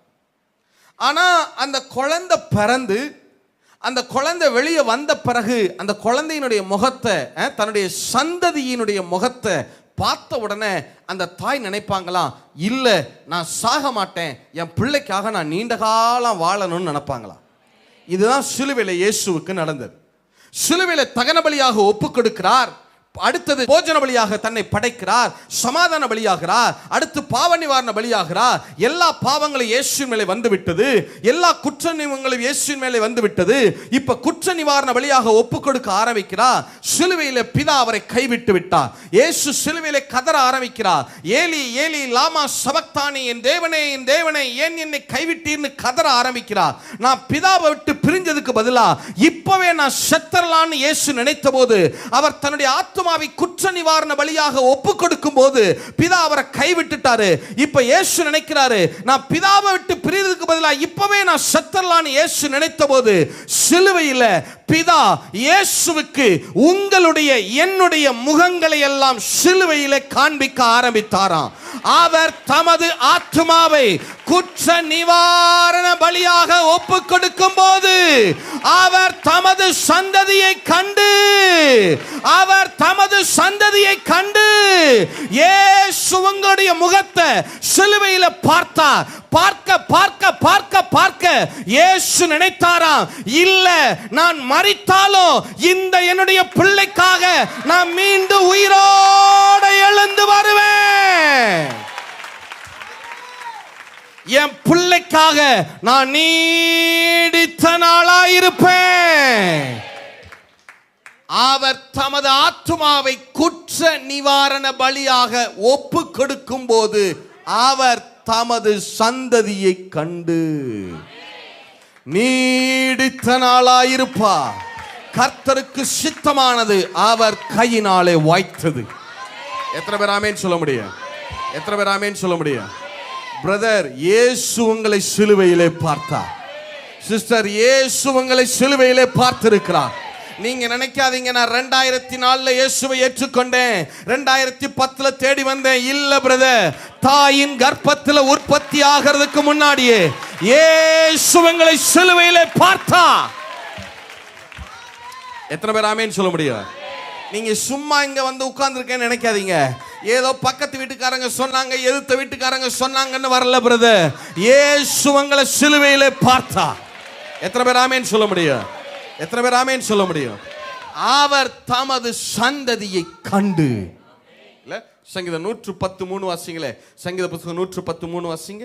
உமது பராக்கிரமத்தின் நாளிலே, உமது பராக்கிரமத்தின் நாளிலே உம்முடைய ஜனங்கள் மனப்பூர்வமும் பரிசுத்த அலங்காரமும் உள்ளவர்களாய் இருப்பார்கள். விடிய காலத்து கர்ப்பத்தில் பிறக்கும் பனிக்கு சமானமாய் உம்முடைய யவ்வன ஜனம் உமக்கு பிறக்கும். யவ்வன ஜனம் அப்படின்னா இளமையான, ஆங்கிலத்துல யங் பீப்புள். இல்ல, யங் பீப்புள். நீங்க நினைக்காதீங்க நான் 27 வயசுல ஏற்றுக்கொண்டேன், 18 வயசுல ஏற்றுக்கொண்டேன். உண்மைதான், இயேசு உங்களை இளம் பிள்ளைகளாய் சிலுவையிலே பார்த்தார். எத்தனை பேர் ஆமென் சொல்ல முடியும்? ஒரு தாய் எப்படி கர்ப்ப வேதனைப்பட்டு தன்னுடைய சந்ததியை பார்ப்பாளோ, உங்க அம்மா உங்களை கர்ப்ப வேதனைப்பட்டு பெற்றாங்க பாருங்க, அதை விட 100 மடங்கு இல்ல, 1000 மடங்கு இல்ல, லட்சம் கோடி மடங்கு சிலுவையில வேதனைப்பட்டு தான் இயேசு உங்களுடைய முகத்தை பார்த்தார். இல்ல, தன்னுடைய சந்ததியின் முகத்தை பார்க்கணும்னா ஒரு தாய் கர்ப்ப வேதனைப்பட வேண்டியிருக்கு பாருங்க. அதை போல இயேசு உங்களையும் என்னையும் சந்ததியாய் பார்ப்பதற்கு அவர் சிலுவையில கர்ப்ப வேதனைப்பட்டார். எத்தனை பேர் ஆமென் சொல்ல முடியும்? எத்தனை பேர் ஆமென் சொல்ல முடியும்? நீங்க நினைக்காதீங்க உங்க அம்மா மட்டும்தான் உங்களை பெற்றெடுத்தாங்கன்னு சொல்லி. இல்ல, உங்க அம்மா மட்டும் உங்களை பெற்றெடுக்கல, இயேசுவும் சிலுவையிலே உங்களை பெற்றெடுத்திருக்கிறார். எத்தனை பேர் ஆமென் சொல்ல முடியும்?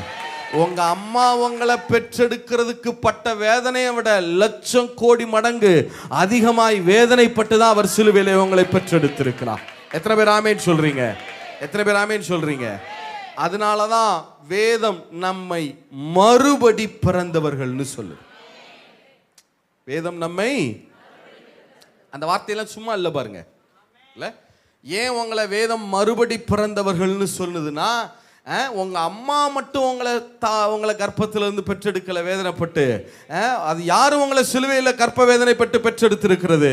இயேசு சிலுவையில் கர்ப்ப வேதனைப்பட்டு பெற்றெடுத்திருக்கிறார். எத்தனை பேர் ஆமேன் சொல்ல முடியும்? எத்தனை பேர் ஆமேன் சொல்ல முடியும்? இல்ல, நல்லா கவனிங்க. இயேசு நம்மை பெற்றெடுத்தார். சொல்லுங்க, இப்படி சொல்லுங்க, இயேசு என்னை பெற்றெடுத்தார். சத்தமா சொல்லுங்க, இயேசு என்னை பெற்றெடுத்தார். அதனாலதான் சிலுவைக்கு போகிறதுக்கு முன்பாக தம்முடைய சீஷர்களே அப்படின்னார், வேலைக்காரரே அப்படின்னு கூப்பிடுவார், சிநேகிதரே அப்படின்னு கூப்பிட்டார், அப்போஸ்தலரே அப்படின்னு கூப்பிட்டார், ஊழியக்காரரே அப்படின்னு கூப்பிட்டார். நிறைய பேர் வச்சு கூப்பிட்டார் இல்ல சிலுவைக்கு போறதுக்கு முன்பாக. ஆனா சிலுவையிலே மரித்து உயிர்த்தெழுந்த பிறகு பேதுரு எல்லாரும் போட்ல மீன் பிடிச்சிட்டு நிக்கிறாங்க. அவர் கரையில மீன்களை பொறிச்சு வச்சுட்டு அவர் நின்று எப்படி கூப்பிடுறாரு தெரியுமா? பிள்ளைகளே, ஓ மை சில்ட்ரன். சிலுவைக்கு முன்னாடி தான் சீஷன், ஆனா சிலுவைக்கு பின்பு நீங்களும் நானும் அவருடைய பிள்ளைகள். ஹல்லேலூயா. எத்தனை பேர் ஆமேன் சொல்ல முடியும்? எத்தனை பேர் ஆமேன் சொல்ல முடியும்? நிறைய நேரங்களில் நம்ம இந்த டிசைபிள்ஷிப்பை ரொம்ப பெருசாக பேசுவோம் இல்லை, சீஷத்துவத்தை. ஆனால் எதை விட்டுருவோம்னா சன்ஷிப்பை, குமாரத்துவத்தை விட்டுருவோம் நிறைய நேரங்களில். டிசைபிள்ஷிப்பை, சீஷத்துவத்தை விட பெரிது எது தெரியுமா? அவருடைய குமாரத்துவம். அவர் நமக்கு கொடுத்திருக்கிற குமாரத்துவம் தான். எத்தனை பேர் ஆமேன் சொல்ல முடியும்? எத்தனை பேர் ஆமேன் சொல்ல முடியும்? இல்லை, அவர் சிலுவைக்கு பின்பு நீங்களும் நானும் அவருடைய பிள்ளைகளாக இருக்கிறோம். எத்தனை பேர் ஆமேன் சொல்ல முடியும்?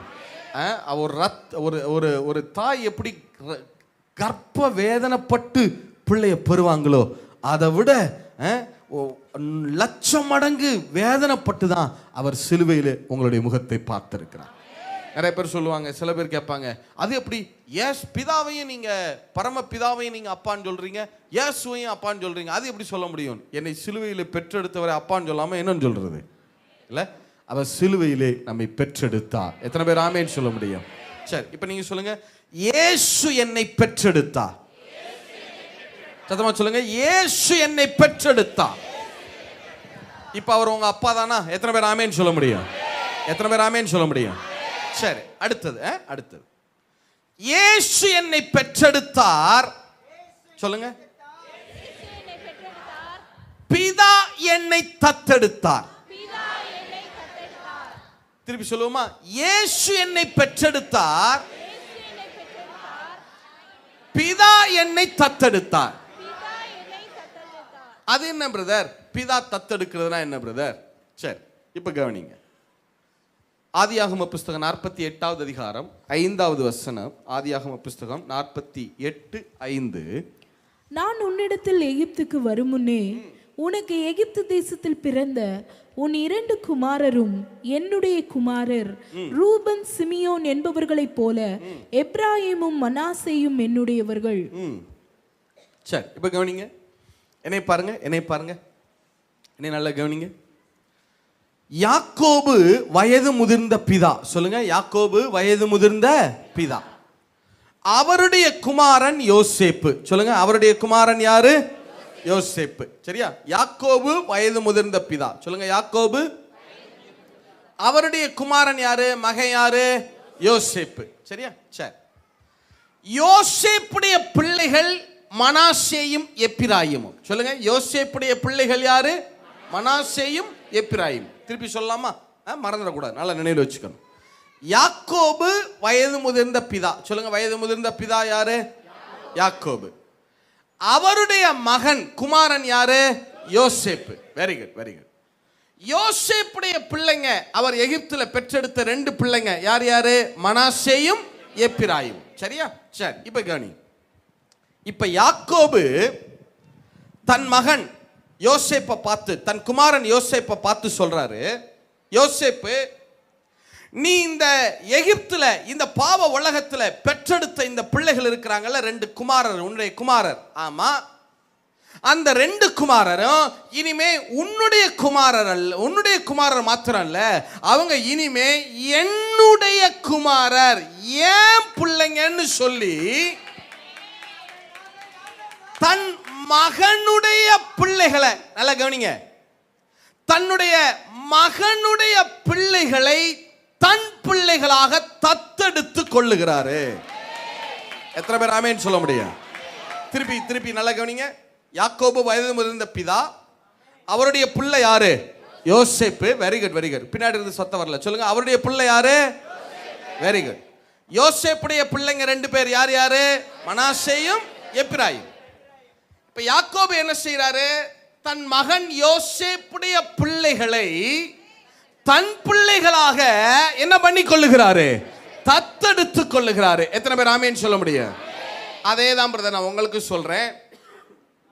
பிதாவாகிய தேவன், அவருடைய குமாரன் இயேசு கிறிஸ்து. சரியா? பிதாவாகிய தேவன் இருக்கிறார், அவருடைய குமாரன் யாரு? இயேசு கிறிஸ்து. இயேசு கிறிஸ்து இந்த பாவ உலகத்துல சிலுவையில பெற்றெடுத்த பிள்ளைகள் தான் நீங்களும் நானும். ஹல்லேலூயா. இப்ப பிதா என்ன செய்கிறார்? தன்னுடைய குமாரனாகிய இயேசு சிலுவையில பெற்றெடுத்த இந்த பாவ உலகத்துல எகிப்துல பெற்றெடுத்த பிள்ளைகளாகிய உங்களையும் என்னையும் தன்னுடைய பிள்ளைகளாய் தத்தெடுத்து கொண்டாரு.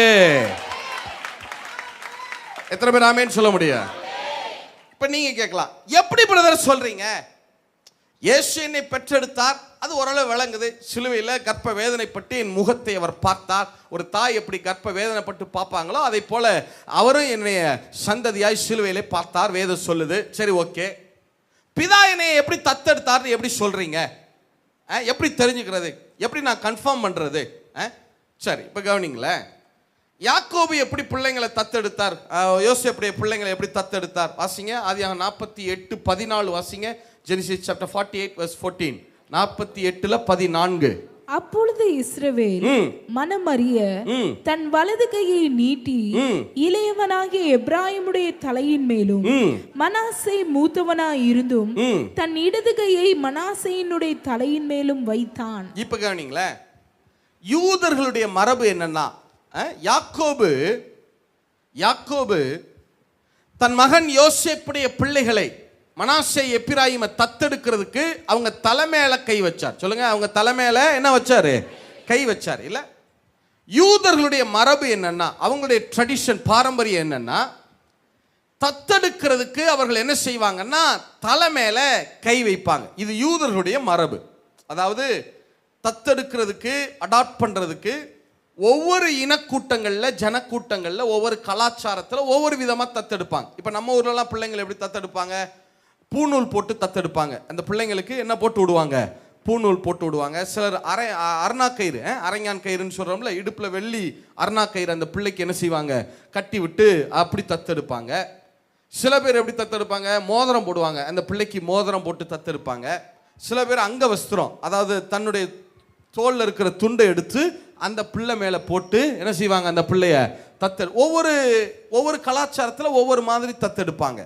யூதர்களுடைய மரபு என்னன்னா, அவங்க ஒருத்தரை தத்தெடுக்கணும்னா என்ன செய்வாங்க? தலைமையில என்ன செய்வாங்க? அவங்க கை வைப்பாங்க. அதனாலதான் யூதர்கள் அவ்வளவு சீக்கிரம் யாரு தலையிலையும் கையும் வைக்க மாட்டாங்க. மற்றவங்க தன் தலையில கை வைக்கிறதுக்கு என்னவும் செய்ய மாட்டாங்க, அவங்க அலோவ் பண்ணவும் மாட்டாங்க, அதுக்கு இடம் கொடுக்கவும் மாட்டாங்க. அதனாலதான் பவுல் சொல்லும்போது சொல்றாருல தீமோத்தேயிட்ட, அவ்வளவு சீக்கிரம் யார் தலையில என்ன செஞ்சிடாத, கை வச்சிடாதன்னு சொல்றாரு இல்லையா?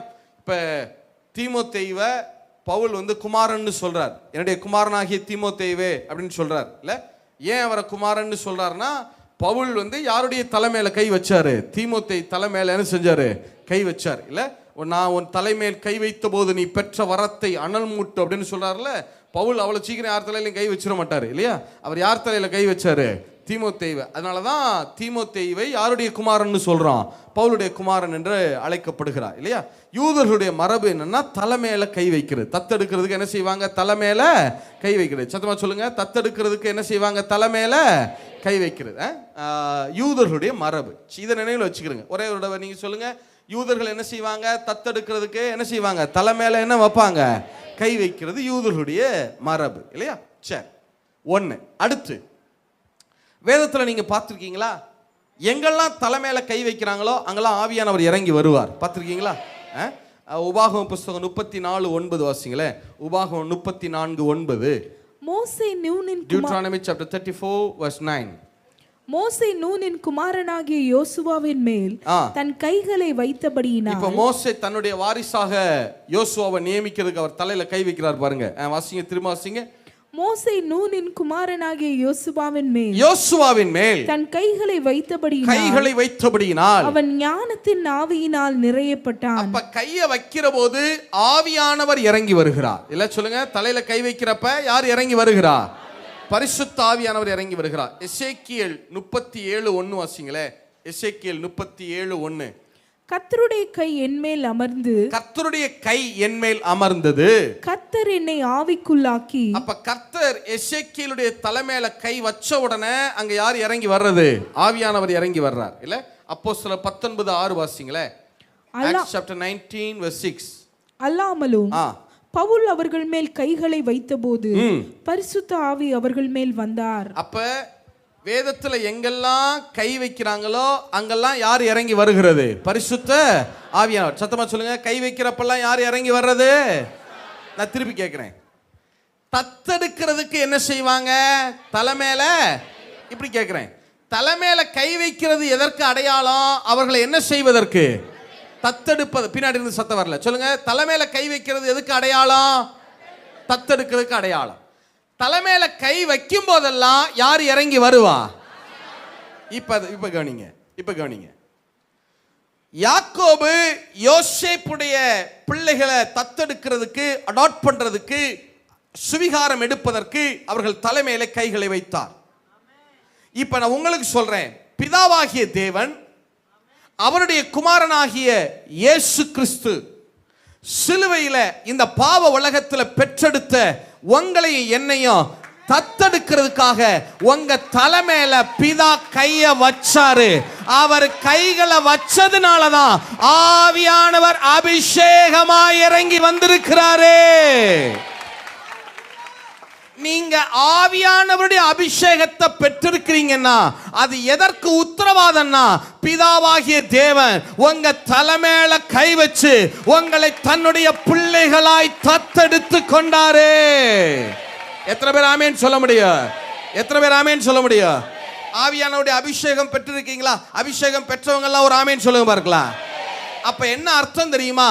இயேசு பெற்றெடுத்த பிள்ளைகளாகிய உங்களை பிதா தன்னுடைய பிள்ளைகளாய் தத்தெடுத்து கொண்டாரு. ஒவ்வொரு இனக்கூட்டத்துல தத்தெடுக்கிறதுக்கு என்ன செய்யறாங்க?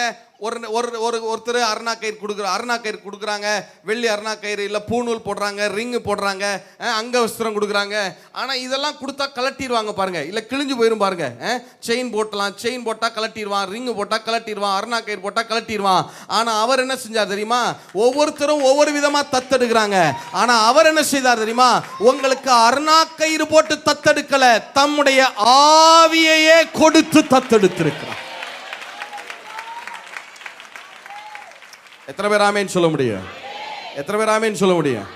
தத்தெடுக்கிறதுக்கு ஏதாவது கொடுக்குறாங்கல்ல, அவர் நமக்கு எதையே கொடுத்துட்டாரு? தன்னுடைய ஆவியையே கொடுத்து தத்தெடுத்திருக்கிறார். எத்தனை பேர் ஆமென் சொல்ல முடியும்? இல்லையா? வாசிங்க ரோமர் புஸ்தகம் 8வது அதிகாரம் 15 இருந்தா. அந்தபடி எல்லாரும் சேர்ந்து வாசிக்கணும். அந்தபடி உங்களுக்கு எந்த அளவுக்கு அவர் உங்களை தத்தெடுத்தார்னு விசுவாசம் இருக்கோ, இயேசு என்னை பெற்றெடுத்தார், பிதா என்னை தத்தெடுத்தார்னு விசுவாசம் இருக்கோ, அந்த அளவுக்கு நல்ல சத்தமா ஜீவனா வாசிக்கணும். சரியா? வாசிக்க பார்க்கலாம். அந்தபடி திரும்பவும் பயப்படுகிறதற்கு நீங்கள் அடிமைத்தனத்தின் ஆவியை பெறாமல். என்ன ஆவியை பெறாமல்? அப்ப என்ன அர்த்தம்? இயேசு பெற்றெடுப்பதற்கு முன்னாடி நம்ம எல்லாம் சாத்தான்கிட்ட என்னவா இருந்தோம் இல்லையா? இப்ப அடிமைத்தனத்தினுடைய ஆவியை பெறாமல் அப்பா பிதாவே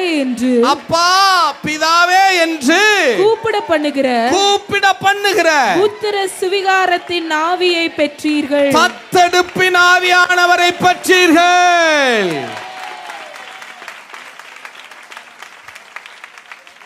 எத்தனை பேர் ஆமென் சொல்ல முடியும்? சுவிகாரம்னா தத்தெடுக்கிறது இல்ல, ஸ்பிரிட் ஆஃப் அடாப்ஷன். தத்தெடுக்கிறது இல்ல, தூய தமிழ்ல சுவிகாரம்னா என்ன அர்த்தம்? தத்தெடுக்கிறதுன்னு அர்த்தம். ஸ்பிரிட் ஆஃப் அடாப்ஷன் ஆங்கிலத்தில் இல்லையா? தத்தெடுப்பின் ஆவியை பெற்றீர்கள். எத்தனை பேர் ஆமென் சொல்ல முடியும்? எத்தனை பேர் ஆமென் சொல்ல முடியும்? இப்ப சொல்லுங்க, பிதாவாகிய தேவன் உங்களுக்கு அப்பா தானா? எத்தனை பேர் ஆமென் சொல்றீங்க? விசுவாசிக்கிறவங்க விசுவாசிக்கிற அளவுக்கு தக்கதா ஒரு ஆமென் சொல்லுங்க பாருங்களேன். ஆவியை பெற்றீர்கள். அடுத்து வாசிக்கலாமா? 16வது வசனம் எல்லாரும் சேர்ந்து வாசிக்கணும். வாசிங்க பார்க்கலாம். நாம் ஒரு நிமிஷம் ஒரே ஒரு நிமிஷம் நல்லா கவனிங்க. யார் உங்களை தத்தெடுக்கிறது?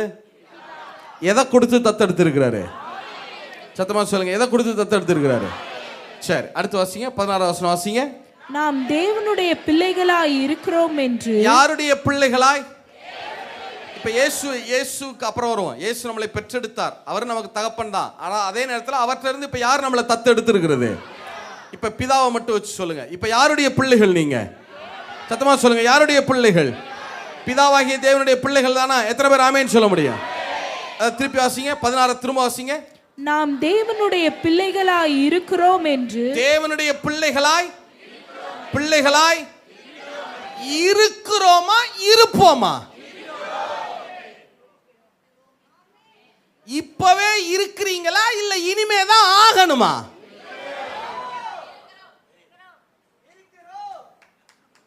நிறைய நேரங்களில் நம்ம என்ன நினைக்கிறோம்? இனிமேதான் ஆகணும். நீ இப்படி வாழ்ந்தா அப்படி வாழ்ந்தா அதை செஞ்சா இதை செஞ்சா அப்படி இருந்தா இப்படி இருந்தா நீ பிள்ளையா ஆவ.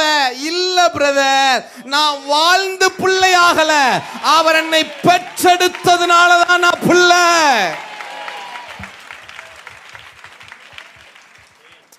இல்ல இப்ப நீங்க சொல்லுங்களேன், உங்க பிள்ளைங்க இருக்காங்கல்ல, எதனால உங்களுக்கு பிள்ளை? சத்தமா சொல்லுங்க. சத்தமா சொல்லுங்க. ஃபர்ஸ்ட் ரேங்க் வாங்கினதுனால தான் புள்ள, அப்படியா? உண்மை. நம்ம நிறைய நேரங்கள் என்ன நினைக்கிறோம்னா, நான் இதையெல்லாம் செய்து அல்லது இப்படியெல்லாம் வாழ்ந்து அவருக்கு பிள்ளையாகணும். இல்லை பிரதர், இல்லை சிஸ்டர். அவர் உங்களை சிலுவையில் பெற்றெடுத்து பிதா ஆவியை கொடுத்து தத்து எடுத்ததுனால தான் நீங்க பிள்ளை. நான் அவருடைய பிள்ளையா இருப்போம் இல்லை, பிள்ளையா இருக்கிறேன் அப்படிங்கிற அறிவு உங்களுக்கு வந்துருச்சுன்னா ஆட்டோமேட்டிக்கா பிள்ளைகளாய் வாழ ஆரம்பிச்சிருவீங்க. வாழ்ந்து பிள்ளையாகல, பிள்ளையா இருக்கிறேங்கிற அறிவு வந்துருச்சுன்னா வாழ ஆரம்பிச்சிருவோம். எத்தனை பேர் ஆமேன்னு சொல்ல முடியும்? எத்தனை பேர் ஆமேன்னு சொல்ல முடியும்? இப்ப ஒரு பெரிய மனிதருடைய பிள்ளை ஏதாவது தவறு செஞ்சா என்ன சொல்லுவாங்க? இங்க பாரு, நீ யாரு பிள்ளை தெரியுமா? அவர் பிள்ளை இப்படிலாம் பண்ணலாம் ஐயா, உங்க அப்பா பேரை காப்பாத்துற மாதிரி என்ன செஞ்சுக்க நீனு நடந்துக்க சொல்லுவாங்களா? அதைத்தான் நானும் சொல்றேன். அவர் உங்க அப்பாங்கிறது உங்களுக்கு விளங்கிருச்சுன்னா நீங்க பிள்ளைகளாய் தேவ புத்திரராய் வாழ ஆரம்பிச்சிருவீங்க. நல்லா யோசிச்சு பாருங்க, நல்லா யோசிச்சு பாருங்க. அடிமைகளாய் இருந்த நம்மளை அவருடைய என்னவாக்கி இருக்கிறாரா? சத்தமா சொல்லுங்க. பிள்ளைகளா? சத்தமா சொல்லுங்க. இது உங்களுக்கு புரிய முடியாது சொல்லவா? பழைய ஏற்பாட்டில் நம்ம எல்லாம் புறஜாதி ஜனங்கள் இல்ல, புறஜாதிகள், ஜென்டைல்ஸ். இது உடன்படிக்கை பெட்டின்னு வச்சுக்கிறோம். உடன்படிக்கை பெட்டி மேல சிங்காசனத்தில் தேவன் வீற்றிருக்கிறார், கிருபாசனத்தின் மேல தேவன் வீற்றிருப்பார். பழைய ஏற்பாட்டில் புறஜாதிகளாய் இருந்தா இந்த உடன்படிக்கை பெட்டிங்கிற அந்த சிங்காசனத்திலிருந்து 2000 முழம், அதாவது 3000 அடி தள்ளி நிக்கணும். அந்த பிரகாரத்தில் வெளிப்பிரகாரத்துக்கெல்லாம் பின்னாடி நிக்கணும் புறஜாதிகள் உடன்படிக்கை சிங்காசனத்திலிருந்து 3000 அடி தள்ளி நிற்பாங்க. சரி, அப்ப யூத குலத்தில் பிறந்தவர்களாய் இருந்தால் உடன்படிக்கை பெட்டியிலிருந்து 300 அடி தள்ளி நிற்பாங்க. பிரகாரத்தில் 300 அடியில நிற்பாங்க. புறஜாதிகளாக இருந்தால் 3000 அடி தள்ளி நிற்கணும். யூதனாய் பிறந்திருந்தா, ஆபிரகாமின் சந்ததியில பிறந்திருந்தா அவர்கள் 300 அடி தள்ளி நிற்பாங்க. அதே நேரம் ஒரு லேவியனாய் இருந்தால் இந்த உடன்படிக்கையிலிருந்து 30 அடி தள்ளி நிற்பான். ஒரு ஆசாரியனாய் இருந்தால் உடன்படிக்கை பெட்டியிலிருந்து 3 அடி தூரம், 3-4 அடி தூரம் அவன் தள்ளி நிற்பான். ஒரு ஆசாரியன். ஒரு பிரதான ஆசாரியனாய் இருந்தால் உடன்படிக்கை பெட்டியிலிருந்து 2 அடி தள்ளி நிற்பான். நல்லா கவனிங்க. புறஜாதியாய் இருந்தால் 3000 அடி தள்ளி நிற்கணும். யூதனாய் இருந்தால் 300 அடி தள்ளி நிற்கணும். ஆசாரியனாய் இருந்தால் 3 அடி தள்ளி நிக்கணும். லேவியனாய் இருந்தால் 30 அடி தள்ளி நிக்கணும். ஆசாரியனாய் இருந்தால் 3 அடி தள்ளி நிக்கணும். பிரதான ஆசாரியனாய் இருந்தால் 2 அடி தள்ளி நிக்கணும். ஆனா உங்களை என்னை எப்படி வச்சார் தெரியுமா? 3000 அடி தள்ளி நிக்கிற புறஜாதியானாய் அல்ல, 300 அடி தள்ளி நிக்கிற யூதனாய் அல்ல, 30 அடி தள்ளி நிக்கிற லேவியனாய் அல்ல, 3 அடி தள்ளி நிக்கிற ஆசாரியன் அல்ல, 2 அடி தள்ளி நிக்கிற பிரதான ஆசாரியன் அல்ல, அவருடனே கூட சொந்த பிள்ளையாய் அவருடனே சிங்காசனத்திலே உட்காரவும் வைத்தார். எத்தனை பேர் ஆமென் சொல்ல முடியும்? வேலைக்காரன் அடிமையா இருந்தா கூட 2 அடி தள்ளி நிக்கணும். ஆனா பிள்ளைக்கும் தகப்பனுக்கும் கேப்பே இல்ல, அவருடனே கூட சிங்காசனத்திலே. எத்தனை பேர் ஆமென் சொல்ல முடியும்? எத்தனை பேர் ஆமென் சொல்ல முடியும்? இப்ப சொல்லுங்க, நீங்க தேவனுக்கு என்னவாக இருக்கிறீங்க? சத்தமா சொல்லுங்க, என்னவாக இருக்கிறீங்க? இல்ல, ஆண்டவர் உங்களை என்னை தத்தெடுப்பதற்கு பொருட்களை கொடுத்தல்ல, தம்முடைய ஆவியையே கொடுத்து தத்தெடுத்திருக்கிறார். எத்தனை பேர் ஆமென் சொல்ல முடியும்? இப்ப சொல்லுங்க, நீங்க யாராக இருக்கிறீங்க? நீங்க அடிமையா பிள்ளையா? அப்புறம் ஏன் எப்ப பார்த்தாலும் நான் அடிமை ஆண்டவரே, நான் மண்ணு ஆண்டவரே, நான் புழுதி ஆண்டவரே, நான் குப்பை ஆண்டவரே, நான் கழுது ஆண்டவரே, அடியேன் கழுதி ஆண்டவரே, அந்த கழுதையின் மேல ஏறி போனது போல அடியேன் மேல் ஏறி போவீராக.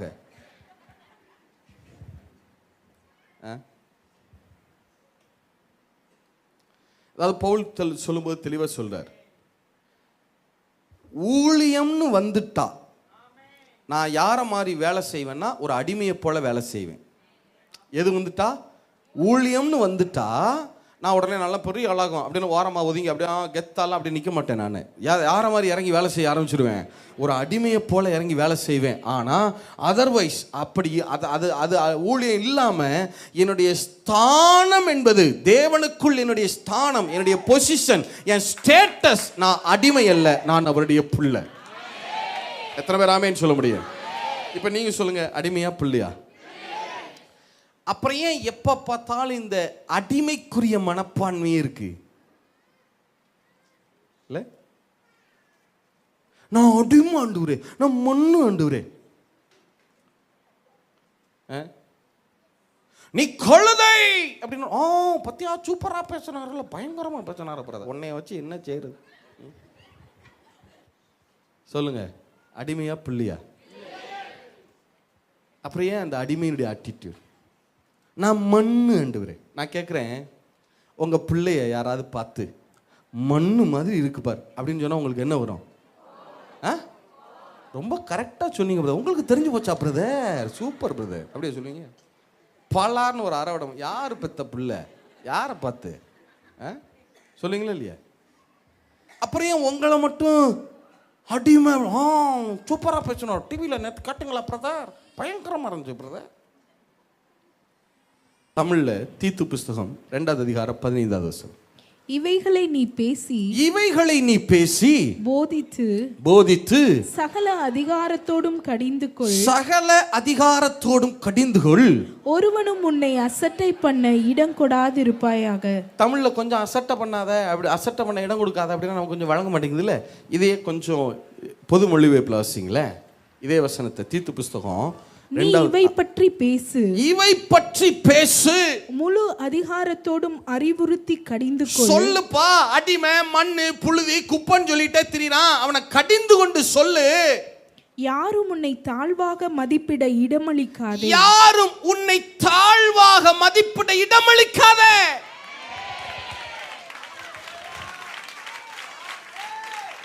மண்ணு, புழுதி, குப்பைன்னு சொன்ன நம்பாத. நீ குப்பை இல்ல, நீ அடிமை இல்ல, நீ தேவனுடைய பிள்ளை.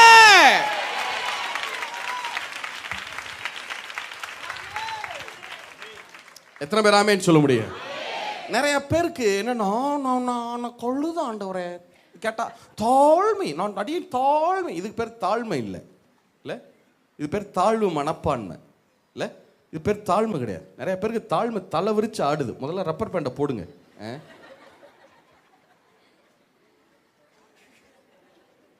இது பேர் அறியாம. யோசிச்சு பாருங்க, நீங்க உங்களை என்ன செஞ்சு, அதாவது இந்த பிளானை பாருங்க. தம்முடைய குமாரனை பரலோகத்தில் நீங்களும் நானும் ஆதாம் பாவம் செஞ்சார். அவருக்கு பிள்ளையா பிறந்து நம்மளாம் என்ன வாய் போயிட்டோம்? சாத்தானுக்கு அடிமை.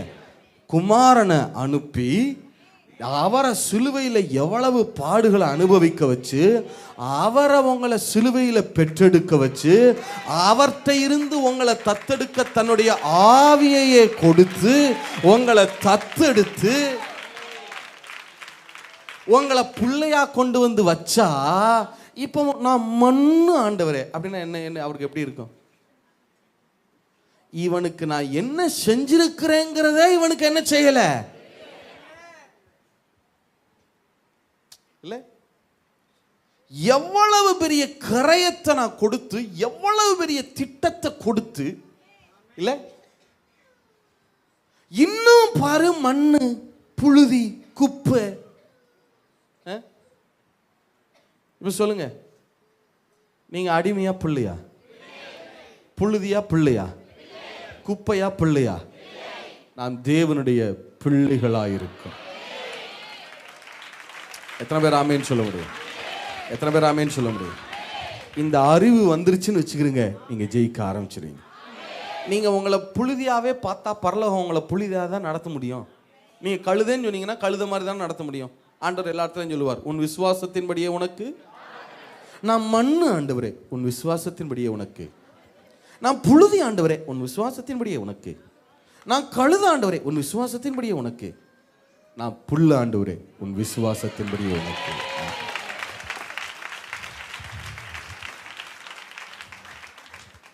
அல்லேலூயா. இந்த அறிவு ஒரு நாளும் மறந்துடாதீங்க. தூதனே இறங்கி வந்து சொன்னாலும் இல்லை, நீ அடிமைன்னு சொன்னாலும் நம்பாதீங்க. நீங்க அடிமைகள் அல்ல. மீண்டும் பயப்படுகிறதற்கு அடிமைத்தனத்தின் ஆவியை பெறாமல் அப்பா பிதாவே என்று கூப்பிட பண்ணுகிற எத்தனை பேர் ஆமேன்னு சொல்ல முடியும்? 16 வசனம் வாசிங்க, சீக்கிரம் வாசிங்க. 16 வாசிங்க. ரோமர் 8:16. நாம் தேவனுடைய பிள்ளைகளாய் இருக்கிறோம் என்று, நாம் தேவனுடைய பிள்ளைகளாய் இருக்கிறோம் என்று ஆவியானவர் தாமே, ஆவியானவர் தாமே நம்முடைய ஆவியுடனே கூட, நம்முடைய ஆவியுடனே கூட சாட்சி கொடுக்கிறார். சாட்சி கொடுக்கிறதுனா என்ன? விட்னஸ். சொல்லுங்க, சாட்சி கொடுக்கிறதுனா என்ன? சத்தியம் பண்றதா? கோர்ட்ல சாட்சி சொல்லுவாங்க பார்த்திருக்கீங்களா? விட்னஸ். கோர்ட்ல சாட்சி சொல்றதுன்னா என்ன? சரி, நானே சொல்றேன். கோர்ட்ல ஜட்ஜு உட்கார்ந்துருப்பார். அப்போ ஒருத்தர் வருவார். நல்லா கவனிங்க, வார்த்தை கவனிங்க. கோர்ட்ல கூண்டில் ஏறி தன்னை பற்றி சொல்லுவார். இல்ல, அந்த வார்த்தை முக்கியம். தன்னை பற்றி சொல்லுவார். தான் யார், தன்னுடைய அடையாளம் என்ன, ஐடென்டிட்டி என்ன, நான் யாராக இருக்கிறேங்கிறத சொல்லுவார். ஐயா நான் இன்னாருங்கய்யா, நான் நிரபராதிங்கய்யா, நான் பணத்தை கொடுத்துட்டேங்கய்யா, நான் தவறு செய்யலைங்கய்யா, நான் நல்ல ஆளுங்கய்யா சொல்லுவாரா? முதல்ல தன்னை பற்றி சொல்லுவார். சொல்லுங்க, தான் யார் என்பதை சொல்லணும். சொல்லுங்க. உடனே ஜட்ஜு என்ன கேட்பார் அவரை பார்த்து, நீ இப்படி சொல்றியே, நீ சொல்றதுக்கு யாரு சாட்சி கேட்பாரா? உடனே இன்னொருத்தர் கூண்டில் ஏறுவார், சாட்சி கூண்டில் ஏறுவார். இந்த இவர் இன்னும் முன்னாடி தன்னை பற்றி சொன்னார்ல, நிற்கிறார்ல, அவர் தோல்ல கை போட்டு சொல்லுவார், சாட்சி சொல்லுவார். என்ன? ஐயா, இவர் சொன்னது சரிதாங்கய்யா, இவர் இன்னாரு தாங்கய்யா, இவர் நல்ல ஆளுங்கய்யா, பணத்தை கொடுத்துட்டாருங்கய்யா, இவர் தப்பு பண்ணலங்கய்யா, எனக்கு தெரியுங்கய்யா, நான் தாங்கய்யா சாட்சி சொல்லுவாரா? அப்ப இவர் சொன்னதை கன்ஃபார்ம் பண்ண வர்றாரு பாருங்க, அவர் பேர் தான் சாட்சி. கரெக்டா? அப்ப முதல்ல நீங்க சொல்லணும், நான் தேவனுடைய பிள்ளை. நீங்க சொன்னா அப்படிதான் வசனம் சொல்லு பாருங்க, நம்முடைய ஆவி உடனே கூட அவரும் சாட்சி கொடுக்கிறார். அப்ப உங்க ஆவியில, ஆவினா என்ன? இருதயமாகிய ஆவி, இருதயம் தான் ஆவி இல்லையா? அப்ப உங்க இருதயத்துல நீங்க சொல்லணும், நான் தேவனுடைய பிள்ளையா இருக்கிறேன். இப்ப நல்லா கவனிங்களேன். சாட்சி சொன்ன உடனே ஜட்ஜி என்ன கேட்பார்? அவரை பார்த்து கேட்பார், நீ சொல்றியே, நீ சொல்ற சாட்சி சொல்றிய அவருக்காக, நீ அதை கண்ணால பாத்தியா கேட்பாரா? உடனே சாட்சி என்ன சொல்லுவாரு? ஆமாங்கய்யா, நான் கண்ணால பார்த்தேன், நான் தான் ஐ விட்னஸ், இவருக்கு பணத்தை கொடுத்துட்டாரு, சரியான ஆளு, கரெக்டான ஆளு, நான் நம்புறது சொல்றது கரெக்டுங்கய்யா சொல்லுவாரா? அதை தான் நான் சொல்றேன். முதல்ல நீங்க சொல்லுங்க நான் தேவனுடைய பிள்ளைன்னு. நீங்க பிள்ளைன்னு சொன்னா ஆவியானவரும் தோள் மேல கை போட்டு சொல்லுவாரு, ஆமா இவன் தேவனுடைய மகன், தேவனுடைய மகள். பரலோகம் என்ன கேட்கும்? ஆவியானவரே சாட்சி சொல்றீங்களே அவன் தேவனுடைய மகன், நீங்க ஐ விட்னஸா? ஆவியானவர் சொல்வாரு, ஆமா நான் தான் ஐ விட்னஸ். இவன் பிதா இவன் மேல கைய வச்சாரு, நான் பார்த்தேன், அதனாலதான் நான் இவன் மேல இறங்கி வந்திருக்கிறேன்.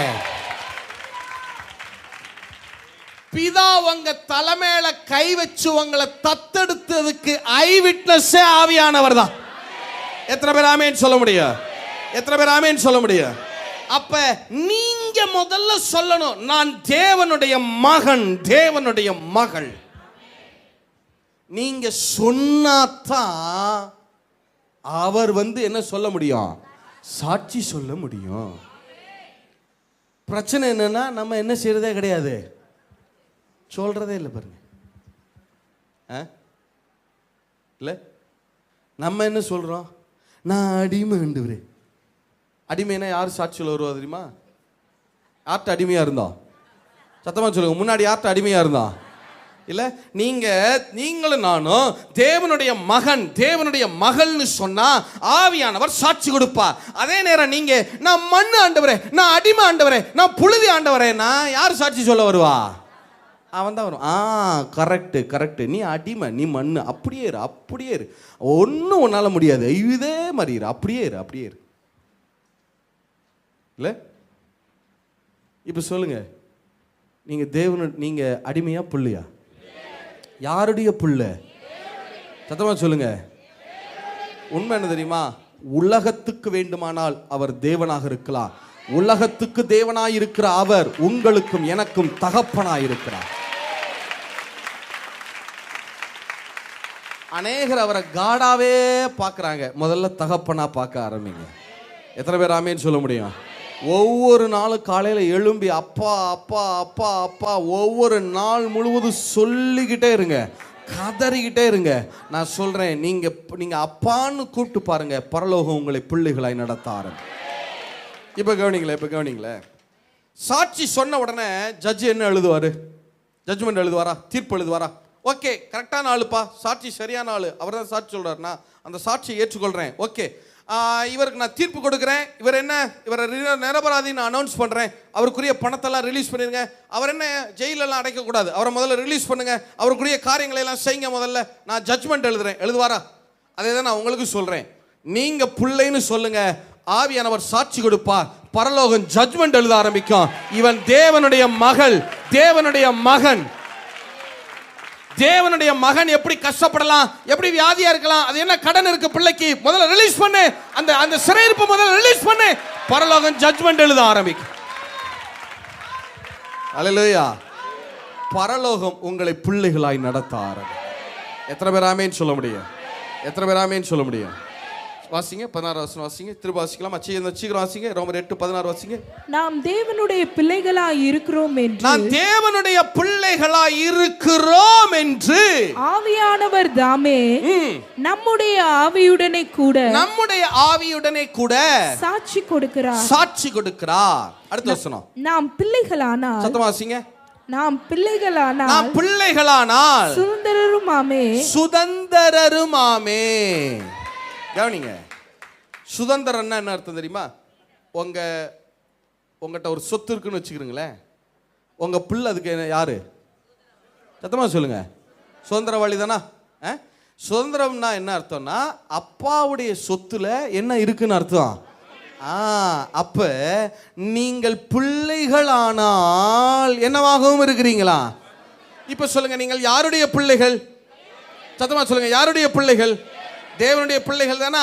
அப்ப தேவனிடத்தில் இருக்கிற எல்லாவற்றுக்கும் உங்களுக்கும் பங்கு உண்டாயிருக்கிறது.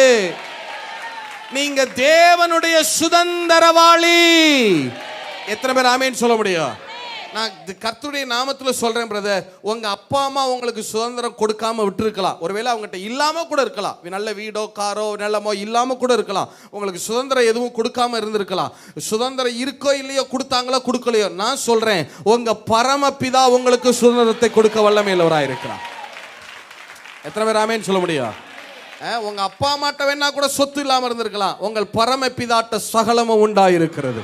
அவர்கிட்ட எல்லாம் இருக்கு இல்லையா? அவர்கிட்ட ஐஸ்வர்யம் இருக்கு, கனம் இருக்கு, மகிமை இருக்கு, ஆஸ்தி இருக்கு, எல்லாம் இருக்கிறது. எத்தனை பேர் ஆமென் சொல்ல முடியும்? எத்தனை பேர் ஆமென் சொல்ல முடியும்? நான் தேவனுடைய பிள்ளைகளா இருக்கிறேன் அப்படிங்கிற அறிவு வந்துருச்சுன்னா பூமியும் அதன் நிறைவும் உங்க அப்பாவுடையது. அவருடைய காரியங்களை சுதந்திரிக்க ஆரம்பித்து விடுவீர். எத்தனை பேர் ஆமென் சொல்ல முடியும்?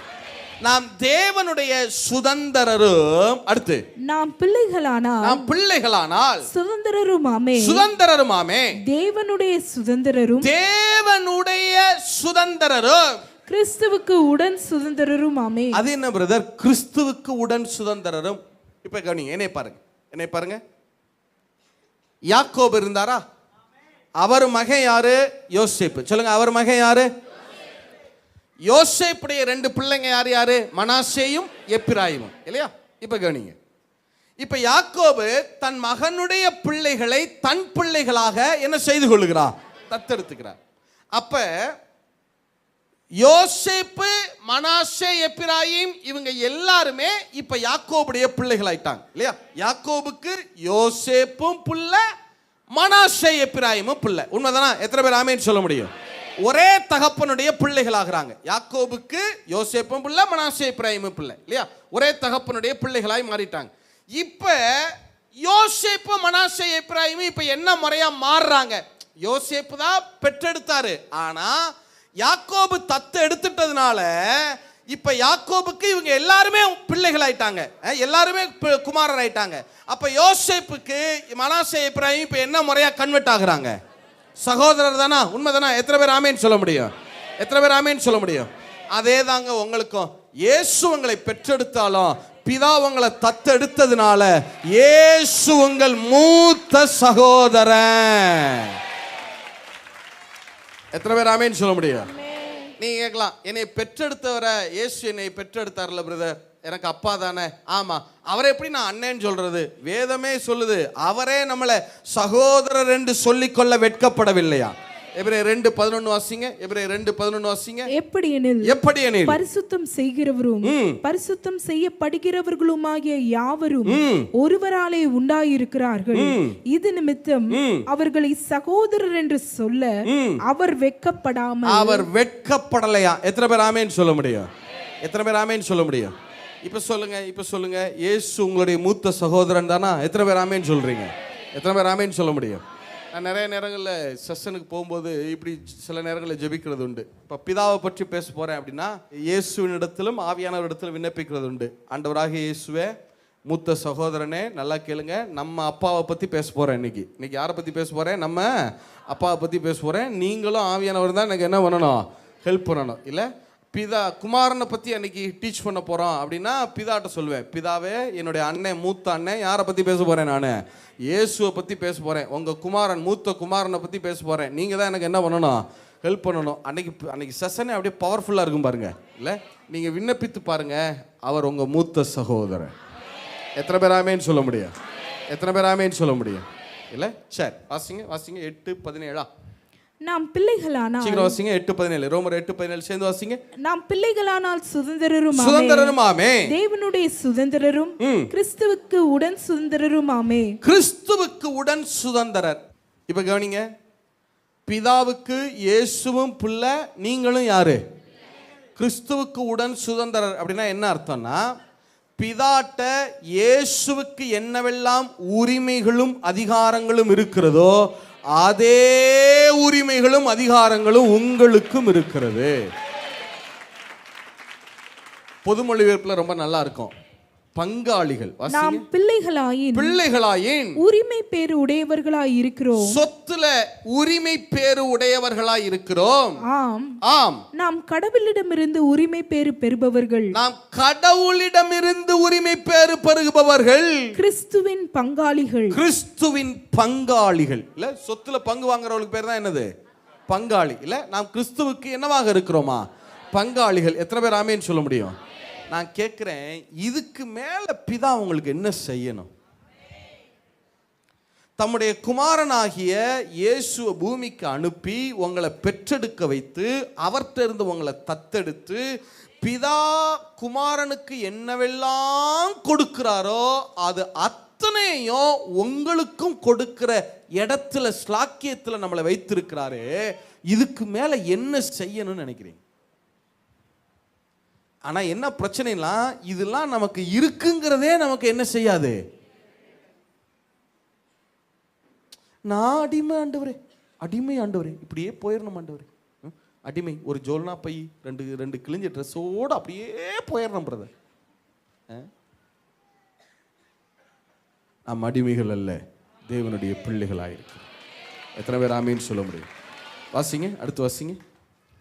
நாம் பிள்ளைகளானால் சுதந்திரருமாமே. பிள்ளைகளானால் சுதந்திரருமாமே. தேவனுடைய சுதந்திரரும். தேவனுடைய சுதந்திரரும். கிறிஸ்துவுக்கு உடன் சுதந்திரருமாமே.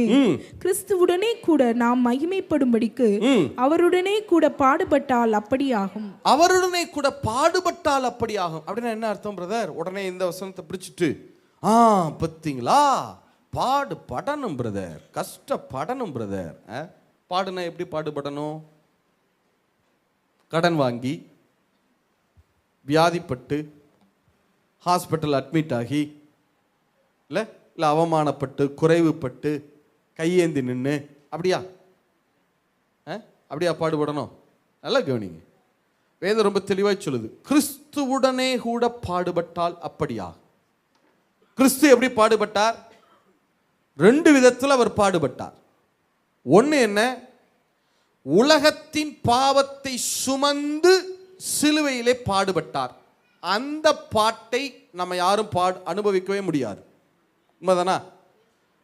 உலகத்தின் பாவத்தை சுமந்து சிலுவையிலே பாடுபட்டார். சில பேர் நான் வாயை கொடுத்து மாட்டிக்கிறேன்னு சொல்லுவாங்கல்ல, அநேகர் இப்போ இப்படிலாம் ஜெபம் பண்ணுறாங்க, இந்த கோயம்புத்தூருடைய பாவத்துக்கு நான் தான் உத்தரவாதம். ஓம் பாவத்துக்கே உன்னால் உத்தரவாதம் கொடுக்க முடியாது. ஓம் பாவத்தை சுமக்க முடியாமல் தானே கர்த்தட்ட வந்த. கோயம்புத்தூர் பாவத்தை நீ எப்படி சுமப்ப? பழைய ஏற்பாட்டில் தானியேலை பார்த்தீர்களா, நெகேமியாவை அது பழைய ஏற்பாட்டில் இயேசுக்கு அடையாளமாய் அவர்கள் இருந்தார்கள். பழைய ஏற்பாட்டில் ஜனங்களின் பாவங்களை தன் பாவங்களாய் அறிக்கை செய்தார்கள். அது பழைய ஏற்பாட்டில். எது வரைக்கும்? உலகத்தின் பாவத்தை சுமந்து தீர்க்க ஒரு தேவ ஆட்டுக்குட்டி வருகிற வரைக்கும். ஆனா இப்ப உலகத்தின் பாவத்தை சுமந்து தீர்க்கிற ஒரே தேவ ஆட்டுக்குட்டி யாரு மாத்திரம்தான்? இயேசு மாத்திரம்தான். நீங்க யாருடைய பாவத்தையெல்லாம் நீங்க சுமந்து நீங்க உத்தரவாதம்லாம் எடுக்க முடியாது. நீங்களாம் அப்படி வாயை கொடுத்து என்ன பண்ணிக்கிற கூடாது, வம்புல மாட்டிக்கிற கூடாது. நீங்க நம்ம பாவத்தையே நம்மளால என்ன செய்ய முடியல, சுமக்க முடியல. உலகத்தின் பாவத்தையெல்லாம் அந்த பாட்டை பட முடிந்த ஒரே ஒருத்தர் உண்டுன்னா அது ஆண்டவராக இயேசு கிறிஸ்து மாத்திரம். எத்தனை பேர் ஆமேன்னு சொல்ல முடியும்? எத்தனை பேர்? அதனால இந்த உலகத்தின் பாவத்தை சுமந்து பாடு அனுபவிக்கிற அந்த பாடு இருக்கு பாருங்க, அந்த பாடு நமக்கு கிடையாது. சரியா? இயேசு 2 விதத்தில் பாடுபட்டார். ஒன்று, உலகத்தின் பாவத்தை சுமந்து பாடுபட்டார். அந்த பாடு நமக்கு கிடையாது. ஒன்று. அடுத்தது, இயேசு 2வது ஒரு விதத்தில் பாடுபட்டார். எப்படி? நன்மை செய்து பாடுபட்டார். போகிற இடங்களிலெல்லாம் நன்மை செய்தார். ஆனாலும் அவருக்கு கஷ்டம் கொடுத்தாங்க. அதை போல நீங்க நன்மை செய்யுங்க, அதனால சில கஷ்டங்கள் வந்தா என்ன செஞ்சுக்கிறீங்க, அதை ஏற்றுக்கொள்ளுங்க. இதே வசனத்தை ரோமர் 8:17 T40 வாசிங்களே, டிரான்ஸ்லேஷன் ஃபார் டிரான்ஸ்லேட்டர்ஸ்ல வாசிங்களே. Because we are God's children, ஏனெனில் நாம் தேவனுடைய பிள்ளைகளாய் இருக்கிறோம், we also will someday inherit eternal blessings. நாம் தேவனுடைய நித்திய ஆசீர்வாதங்களை பெற்றுக்கொள்வோம். We will inherit them from God. அதை தேவனிடத்திலிருந்தே நாம் சுதந்தரித்துக் கொள்வோம். And we will also inherit them just like Christ has inherited them. இயேசு எப்படி தேவனிடத்திலிருந்து சுதந்தரித்துக் கொண்டாரோ அதே போலவே நாமும் சுதந்தரித்துக் கொள்வோம். But we must suffer for doing good as Christ did. But we must suffer for doing good. நன்மை செய்யுங்க, அதனால பாடு வரும் இல்லையா? அப்படி பாடு வந்தா ஏற்றுக்கொள்ளுங்க. இயேசு எப்படி நன்மை செய்து பாடுபட்டாரோ அதை போல பாடுபடுங்க. இல்ல அப்படிதான் நிருபத்தில் இருக்கு. இல்ல நன்மை செய்து பாடு அனுபவி, இல்ல நன்மை செய்து தீங்கு அனுபவி. இல்ல அப்ப இப்பெல்லாம் நிறைய பேர் நன்மையை செய்யறது கிடையாது. என்னத்துக்கு பிரதர், நம்ம போய் என்னத்தையாவது ஹெல்ப் பண்ணி கடைசியில் இப்படி கொண்டு வந்து விட்டுருவாங்க பிரதர், வேணாம் பிரதர், விடுங்க பிரதர், அப்படிலாம் நினைக்காதீங்க. வாய்ப்பு கிடைக்குமானால், முடியுமானால், திராணி இருக்குமானால் நன்மை செய்யுங்க. அதனால சில பிரச்சனைகள் வருதா, ஏற்றுக்கொள்ளுங்க. ஆண்டவர் உங்களை சுதந்திரவாளிகளின் ஆசீர்வாதத்தினாலே நிரப்பார். எத்தனை பேர் ஆமென் சொல்ல முடியும்? ரோமர் 8:18 வாசிங்க. ரோமர் 8:18 வாசிங்க.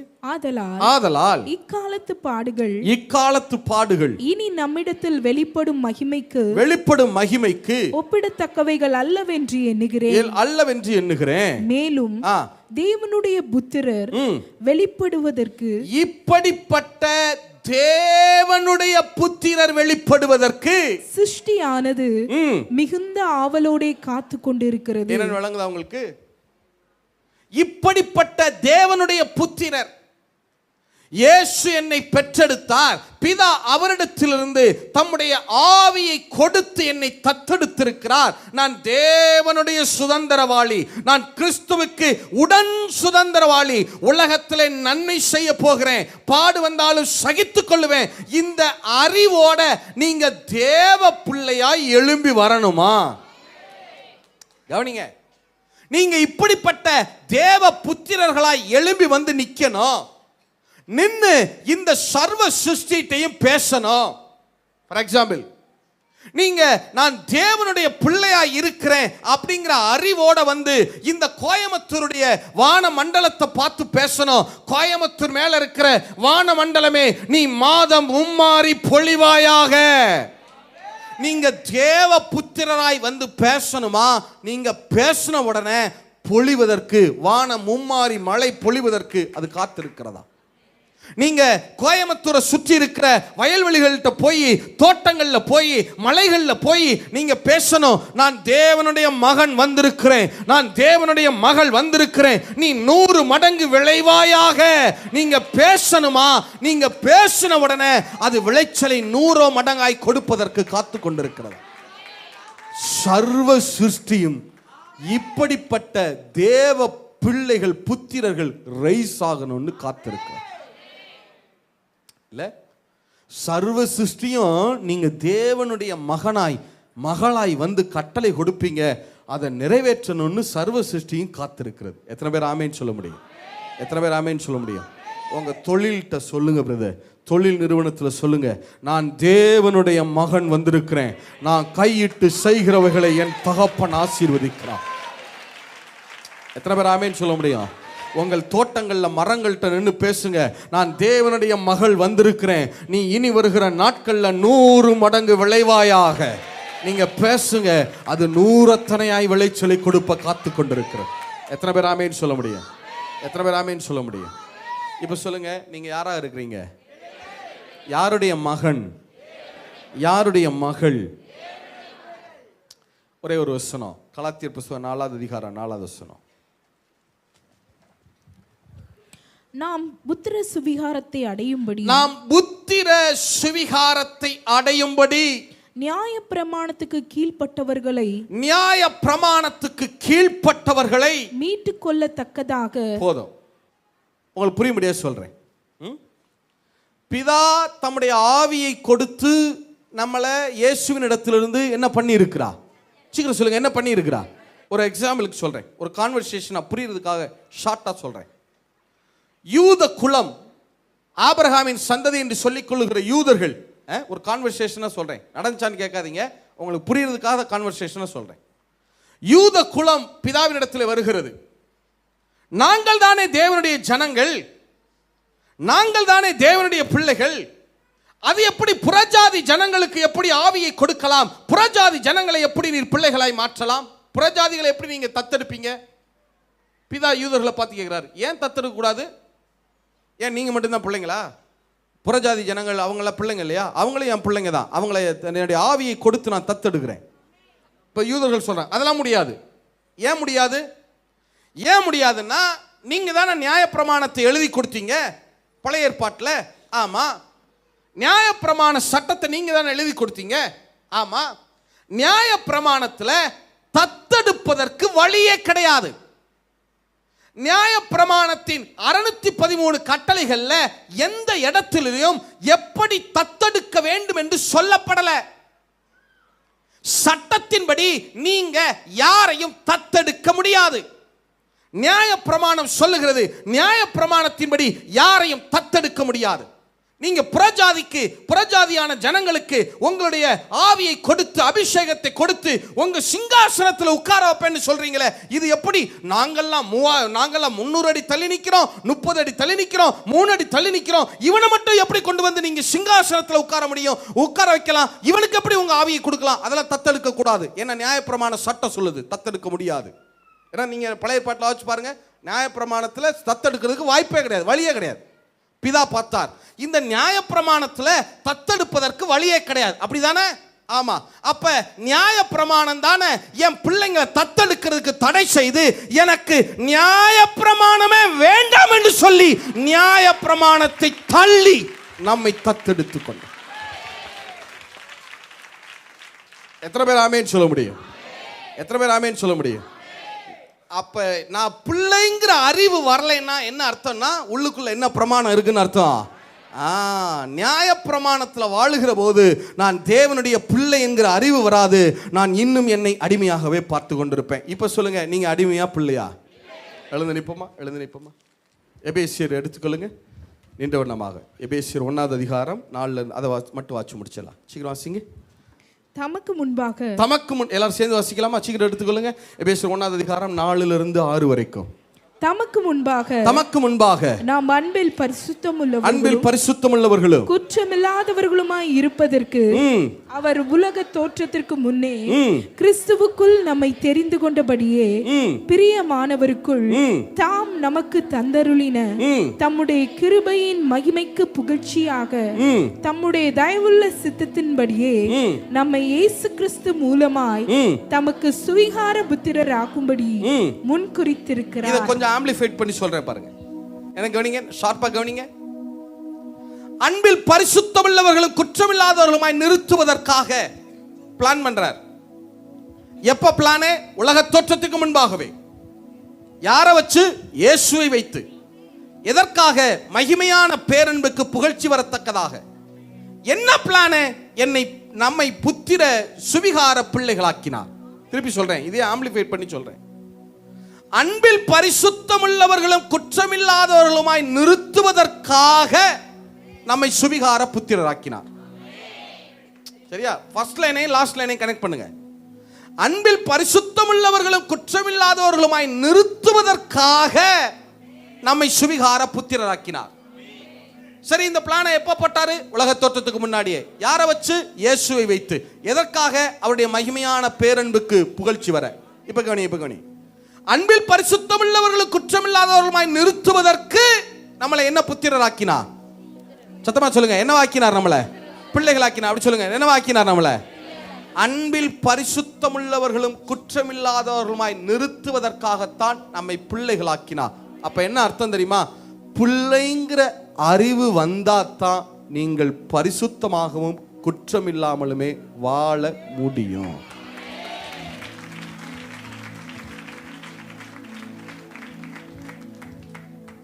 நான் கேட்குறேன், உங்க பிள்ளை டாய்லெட் போயிடுச்சு, கக்கா போயிடுச்சு, என்ன செய்வீங்க? காலையில தானே கழுவி விட்டேன், ஆலையில தானே போனேன், அதுக்குள்ள என்ன ஓடு பக்கத்து வீடு, இனிமே இந்த பக்கம் வராத, அப்படியே சொல்லுவீங்க? என்ன செய்வீங்க? கிளீன் பண்றீங்களா? கழுவுறீங்களா? நான் சொல்றேன், அப்பான்னு சொல்லி பாருங்க, பரலோகம் உங்களை கழுவி சுத்திகரிக்க. இப்படி கேட்கிறேன். 2 பிள்ளைங்க, உங்க பிள்ளை நிக்குது, பக்கத்து வீட்டு பிள்ளை நிக்குது, 2 கக்கா போயிடுச்சு. எதை கழுவுவீங்க? அது என்ன உங்க பிள்ளைய மட்டும் ஏன் கழுவுறீங்க? சொல்லுங்க, எந்த பிள்ளைய கழுவுவீங்க? ஏன்? உங்க பிள்ளைனா அதே தாங்க சொல்றேன். நீங்க அவரை அப்பான்னு கூப்பிட்டு பாருங்க, அவர் உங்களை கழுவி சுத்திகரித்து எடுத்து. எத்தனை பேர் ஆமேன்னு சொல்ல முடியும்?